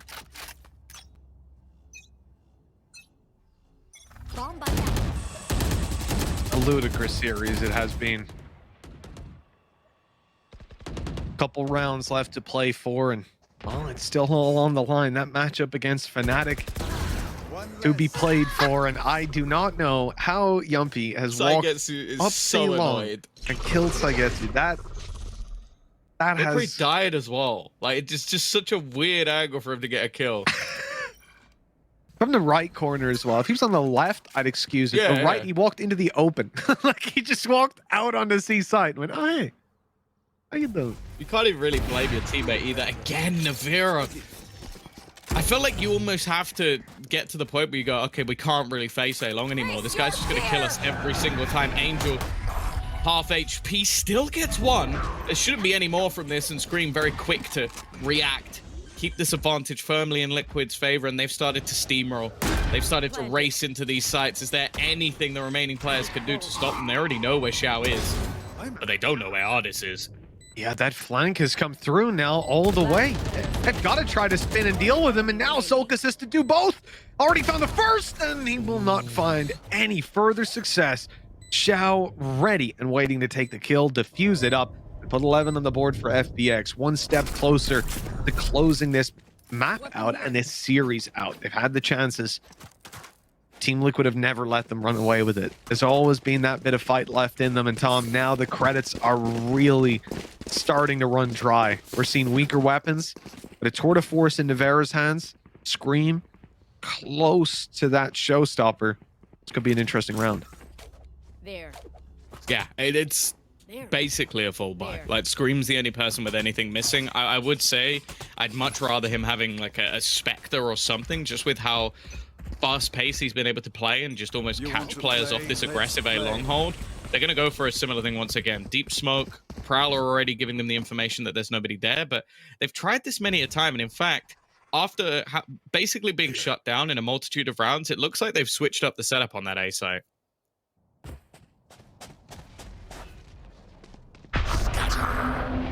Well, the surprise element not quite going to be there. Ardis has been spotted up top, and he won't connect the shot. Down and out to the spawn as Team Liquid overrun and grab control the site. Scream. We're gonna look for the spike here. Oh no, Solkas is. Okay. Already. Nightfall thrown in. Navira, though, has managed to isolate a duel, taking out Angel, getting rid of any smokes that they had. And Solkas can't hear anything. He's used to playing with his music on, but it won't matter. Trades back and forth. Yumpy's not going to check the corner. Gives Zipan a free kill. Even has a showstopper, but it is beautiful on the jump up. There's still an angle for Scream, though. They know exactly where he is. Showstopper, he won't be able to dodge that one. And Zipan, another triple to add to the collection. FPX, they hit 12, and they are one away. Almost there. Are we getting a res here for economy? Run! The op.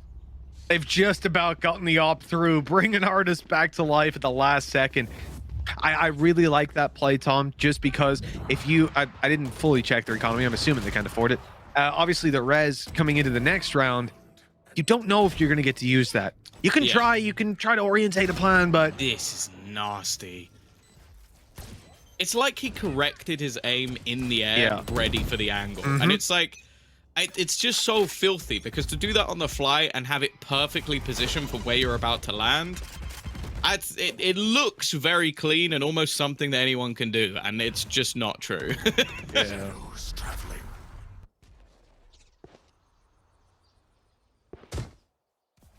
Well, that operator's made its way into Angel's hands, interestingly. He has made his way to Garage, where he's trying to catch an angle on them making their way through, but they've already passed. Now they're looking at the B side again. They've had a lot of success here. That was not the play. No, Zipan. Wasn't even a smoke down either side. Already putting them in a pretty good position here. Looking for that retake. Navira wanting to try and take things into his own hands almost. But look at Ardis. He made this deep play. It could be 2 kills for free. No, it wasn't free. Somehow, Soulcast has turned back. They're going to place the wall down. Nightfall once again utilized, but this time it is going in the favor of Liquid. A 2 versus 2, another for Soulcast, and now Angel is all that stands in their way. Oh, there we go. Little tag. Angel gets the push through. He's caught Soulcast going for halfway at least, but Navera's going to try to interrupt it, and he gets there in time. The round is won by Liquid. It's not going to fall out of their hands just yet, and they'll get to fight one more time. This one will get them to overtime. But Tom, it's been tough. It's been tough so far. This one might be the easiest though. Rolling Thunder and a showstopper. And they ain't got anything all that powerful on the FPX side, except for the Tour de Force. Yeah, I was about to say, they ain't got anything that powerful, except maybe the most powerful ult in the game right now. Yeah, and in Ardis's hands. It not in his crazy form, but luckily for them, Zipan has been. He's going to be left to lock down the A site, but this time they're pushing the smoke. If they make a play through this, it might even just be for free. Already waiting, but he's isolated, and Scream fires straight down to clear him out. Huge opening from the showstopper. Rolling Thunder still to play with Xiao pressured out of that angle. They can't even hold as these players look to push up close to the judge. Not able to make it all the way though. And the crossback watched for Soulcast. He takes the fight right to them. Sacrifices his life for the trade. The Rolling Thunder buys them extra time, but they have to peek into the Tour de Force, and that's always a problem. Halfway diffused already. Rolling Thunder now coming through. It's going to just about stop it. Good swing out of Dreamass, and there's the result. A quick kill. They don't really have anything to block this off now. Sagetsu left all alone. It's already half, but nobody can get it the rest of the way. Team Liquid have pushed us up to an overtime on map 3. Switching sides. God, it's only day 1, Overtime. lads. We're getting not into even the overtimes elimination. of the final map. It's utterly ridiculous. Of course, one team makes it through into that upper bracket, faces off against Fnatic, and that is for a chance to go straight to Copenhagen, to skip all the lower bracket, to skip everything else, all the matches. Okay, it's nice. There's seeding. There's maybe a skip through the bracket as well. But that qualification is what everybody's gunning for. Everything else you can fix along the way when you make it there to Copenhagen. But just to be given that chance early. And also, if it hasn't been said enough, the 6 teams that are here, heading into the lower bracket, it's not an easy game versus anyone. Oh, for sure. We've had our days in the past in the EMEA where there have been easy games. There have been, I'm not even going to say bad teams. There have been terrible teams before. But now we're in a great spot. Now, Alliance. All right, Tom, don't watch your goddamn mouth. Now we're in a spot where absolutely anybody in these leagues seems to be able to, on a given day, turn up and beat the best. And that's what I want to see. Oh, look at Yumpy. He's here with the judge. If he goes any further, he's going to be caught. They literally have given Xiao the sole job of staring at that door for Yumpy to come through. They want to go on a late lurk, though. They've left one player within the site in the form of Sagetsu.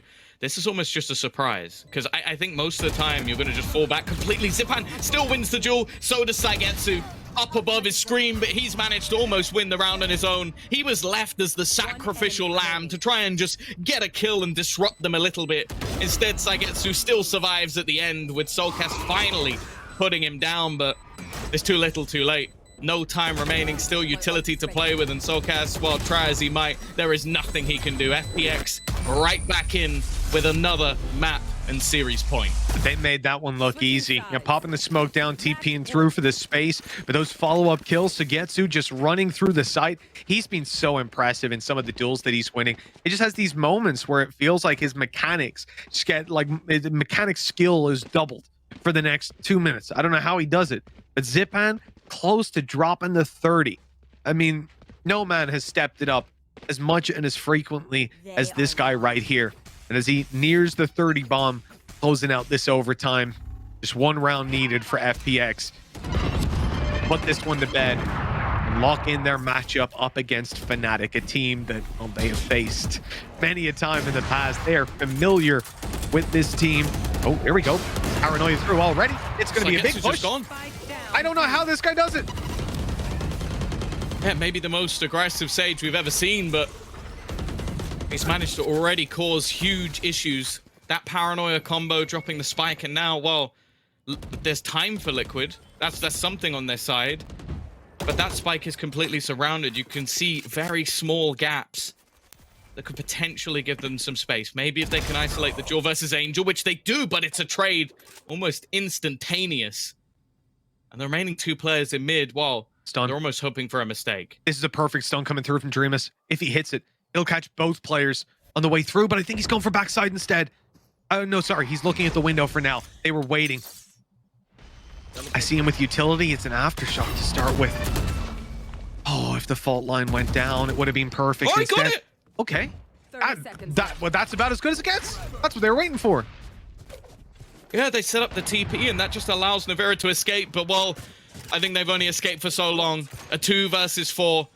Plant handed over to give them something, and Saigetsu comes in from behind. This man, again, showing up exactly when FPX need it, and they are going to be going through to face off against Fnatic. The grudge match of what many would consider to be the top 2 teams will fight for a place in Copenhagen. Man, it's, I mean, it hasn't been that long since we got to see that matchup, because that was a week 1 game, but we're going to get to see it again, which is one hell of a treat, honestly. And I think after that matchup as well, we wanted to almost see it run back again, because in that series, from what I remember, throwing my mind back, right, it was that immediate, like, 13-3, 13-5, super dominant game to then bring us to an icebox that was close. Next time around, all 3 close, okay? Let's get some OTs like this one. But Tom, you want to take the people at home through? I believe there's going to be a vote coming up for the player of the match. Who are our options? Oh, I think we've got Saigetsu, Artis, and Zipan. So, I feel like, yeah, they're on your screen. There you go. You can decide whoever you want in this case. I feel like, in my eyes, I'm leaning towards Zipan. I think especially in that last map, had an absolute worldie of a matchup, closing it out for the team as well. Thoroughly impressed, and he's someone to fear. Yeah, I got to side with you. Realistically, Zipan was just unbelievable. I mean, my man comes close to dropping the 30 in regulation, so you got to give him some props for that one for sure. We'll see what the people at home think, though. At @ValEsports_EMEA, get your vote in before it's too late. Analyst Desk will let you know who the winner is after this break. Welcome back, everybody, and it is finally done. I know, you can breathe. We definitely have gotten back into it after all of that. Apart from hydration, we also need to think about our oxygen levels. And this has been your science tip of the day with Milosh and the EMEA desk. But here it is, FPS victorious, the #1 team from stage 1. Well, they keep it up. They move forward, 1 best-of-3 away from making it to Copenhagen. Can we just go back to the point where your advice that you gave as a doctor was literally just breathe? Yes, just breathe, forehead. I mean, after this series, it's hard enough to do. I feel like, with all things said and done, with both series, I'm being impressed with all 4 teams that we've seen today. Like, this was a great way to end it. Like, Split and Icebox, very slow, kind of hard to really, like, follow the mind games that happen. Here, it was just all-out war. Really good utility, amazing Angels. Like, these are 2 of the best technical teams in the region. And we saw that full show today. And, my God, like, Navira, we saw Zipan popping off in crazy moments. You couldn't have asked for a better Haven map, I think. I think overall, the only thing that disappointed me was that Team Liquid only knew the B side. Did you know this is the only map in Valorant that has 3 sides to pick from, and they only knew B? They could only hit B. 3B, they kind of rhyme. So I mean, no. I'll give it to them. No, I hope the boys work out a different site, because that may have been the difference between a particular thing. And you know what? That's exactly what they're going to get to do, because even if you are a Team Liquid fan, it's all right. Don't worry about it. You know, Copium back onto Max. They still have another shot to make it through because this is a double elimination bracket, so they'll be going up. We'll see them. How many later. second chances does Team Liquid need this year? I mean, versus Ascend, maybe possibility. That's something to look at later. I think it's like, first of all, I owe him an entire Congratulations. bundle of skins. You've won the bet. How much is that? Look, it's probably 80 or more So euros. that's like $1 million Australian dollars. I mean, look, our currency the is not Australian good. economy. I am sending $1 million dues. Exactly. Congratulations. Amazing. It's like getting a Prince email, except it's Jess Goat. Print, as in like royalty Yeah. or the No, artist formerly known as Prince. Because if I got an email from him, That would be very pretty- like, yeah. No, it's like the Prince be who right. owes you money and he emails you. I'll Right, email you right. about it. Don't worry. we're off on a mad tangent. It's been We a are. long day. It has. And you know what? We had some exciting games. So I understand. This is why I said in the beginning, this is the time to breathe. It's your medical advice for the day. I'm an optometrist, but I'll give it to you anyways. But here it is. Now we get to see FPX victorious. And there's still a shot, like I said, to Liquid. But what are some kind of cleanup highlights for this game for you guys? Yeah, I think FPX still left a lot to be desired. I think all things considered, like at this point in playoffs, it's like getting those wins is so important, but I was more impressed with Liquid in this series overall. I think like realistically, Liquid winning a lot of the like thrifty rounds, FPX couldn't really hold on to them. The majority of rounds in this series started with Liquid being in a 5v4. Realistically, Liquid should have been out and done with this series, but I think that's what makes FPX so unique and so special. I even prefer Liquid's comp on Haven from how they were using utility and effectively just bullying people. Like, oh, you've planted on A and you're hiding in like sewers. Here's like a breach stun, all of this fade utility, Chuck a paint all of it. shell. It was unreal. Yes. It Are was you so speaking about good. breathing? Team Liquid did suffocate the other team with utility, and I enjoyed that part of it because they're not just aimers. I think we talk about Team Liquid being like, what did we say in stage 1? I think we said individually, they're some of the most mechanically skilled. Imagine if they could play together as a team with strong utility usage. It's 2 weeks of work with DreamHack too. And that's what I'm saying. So they're actually getting a lot closer to what we kind of sort of theorized that they could be in the future, and we're actually getting closer to that future. So that's exciting. But having roster changes literally every couple It does. It slows things down exponentially, I will say that. But I think as a whole, Team Liquid looks better. They look like they're less trying to reinvent the wheel and be innovative every week and more trying to be that team with that supportive player behind them. I think DreamHack is slowly getting into that kind of flow of things. Yeah. All right, speaking of flow, we're going to move to our next bit, our final bit. Unfortunately, all good things must come to an end. It's time for our post show. We got all the lights. It's a very quick transition, and we are in to kind of break down what has happened. Yeah, it's the cooling down kind of moment for all of us here, and for you guys at home. What has happened today, action-wise, is definitely incredible, but it does have a major impact on our bracket. Now, nobody that lost today will be eliminated because it is a double elimination bracket. But here's what said bracket looks like. Liquid and Ascend have moved down to the lower bracket. They'll be awaiting their opponents tomorrow. They'll be playing later on, of course, in the weekend.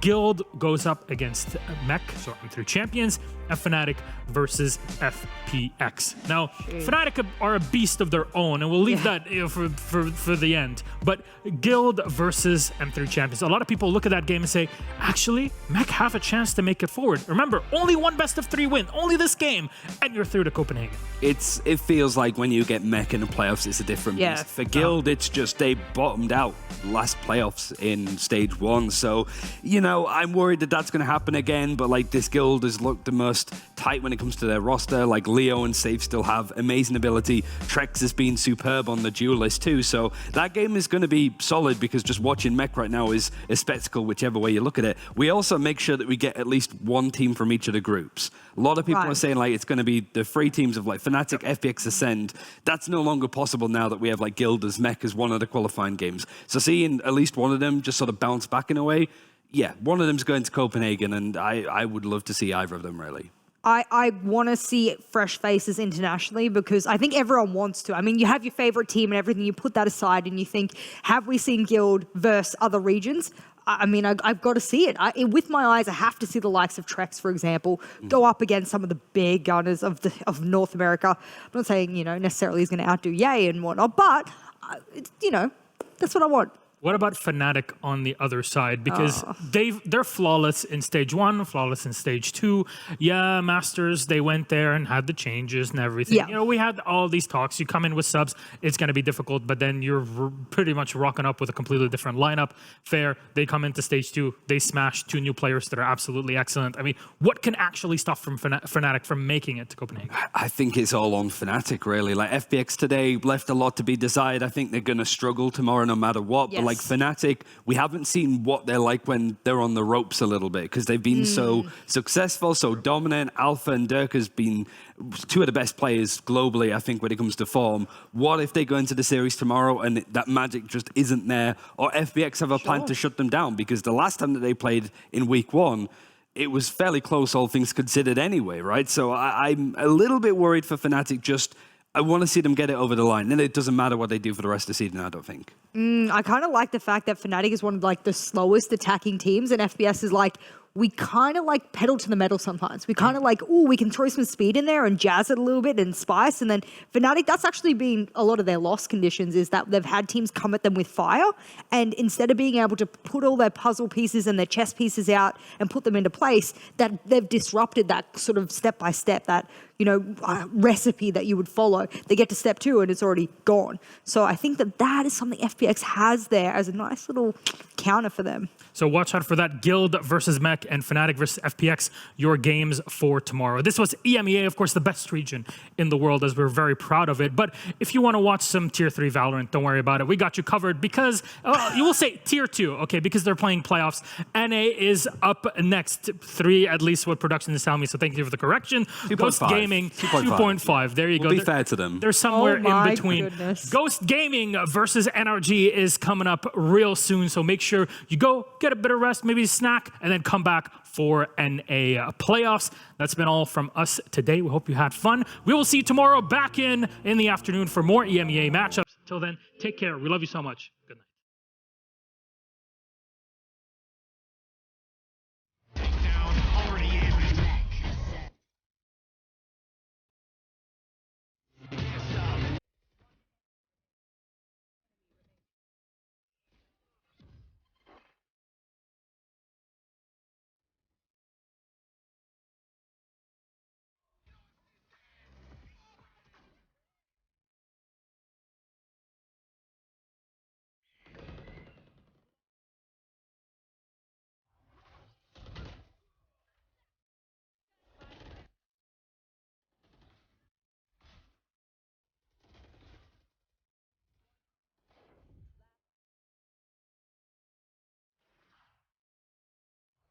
There, I mean, if you could be a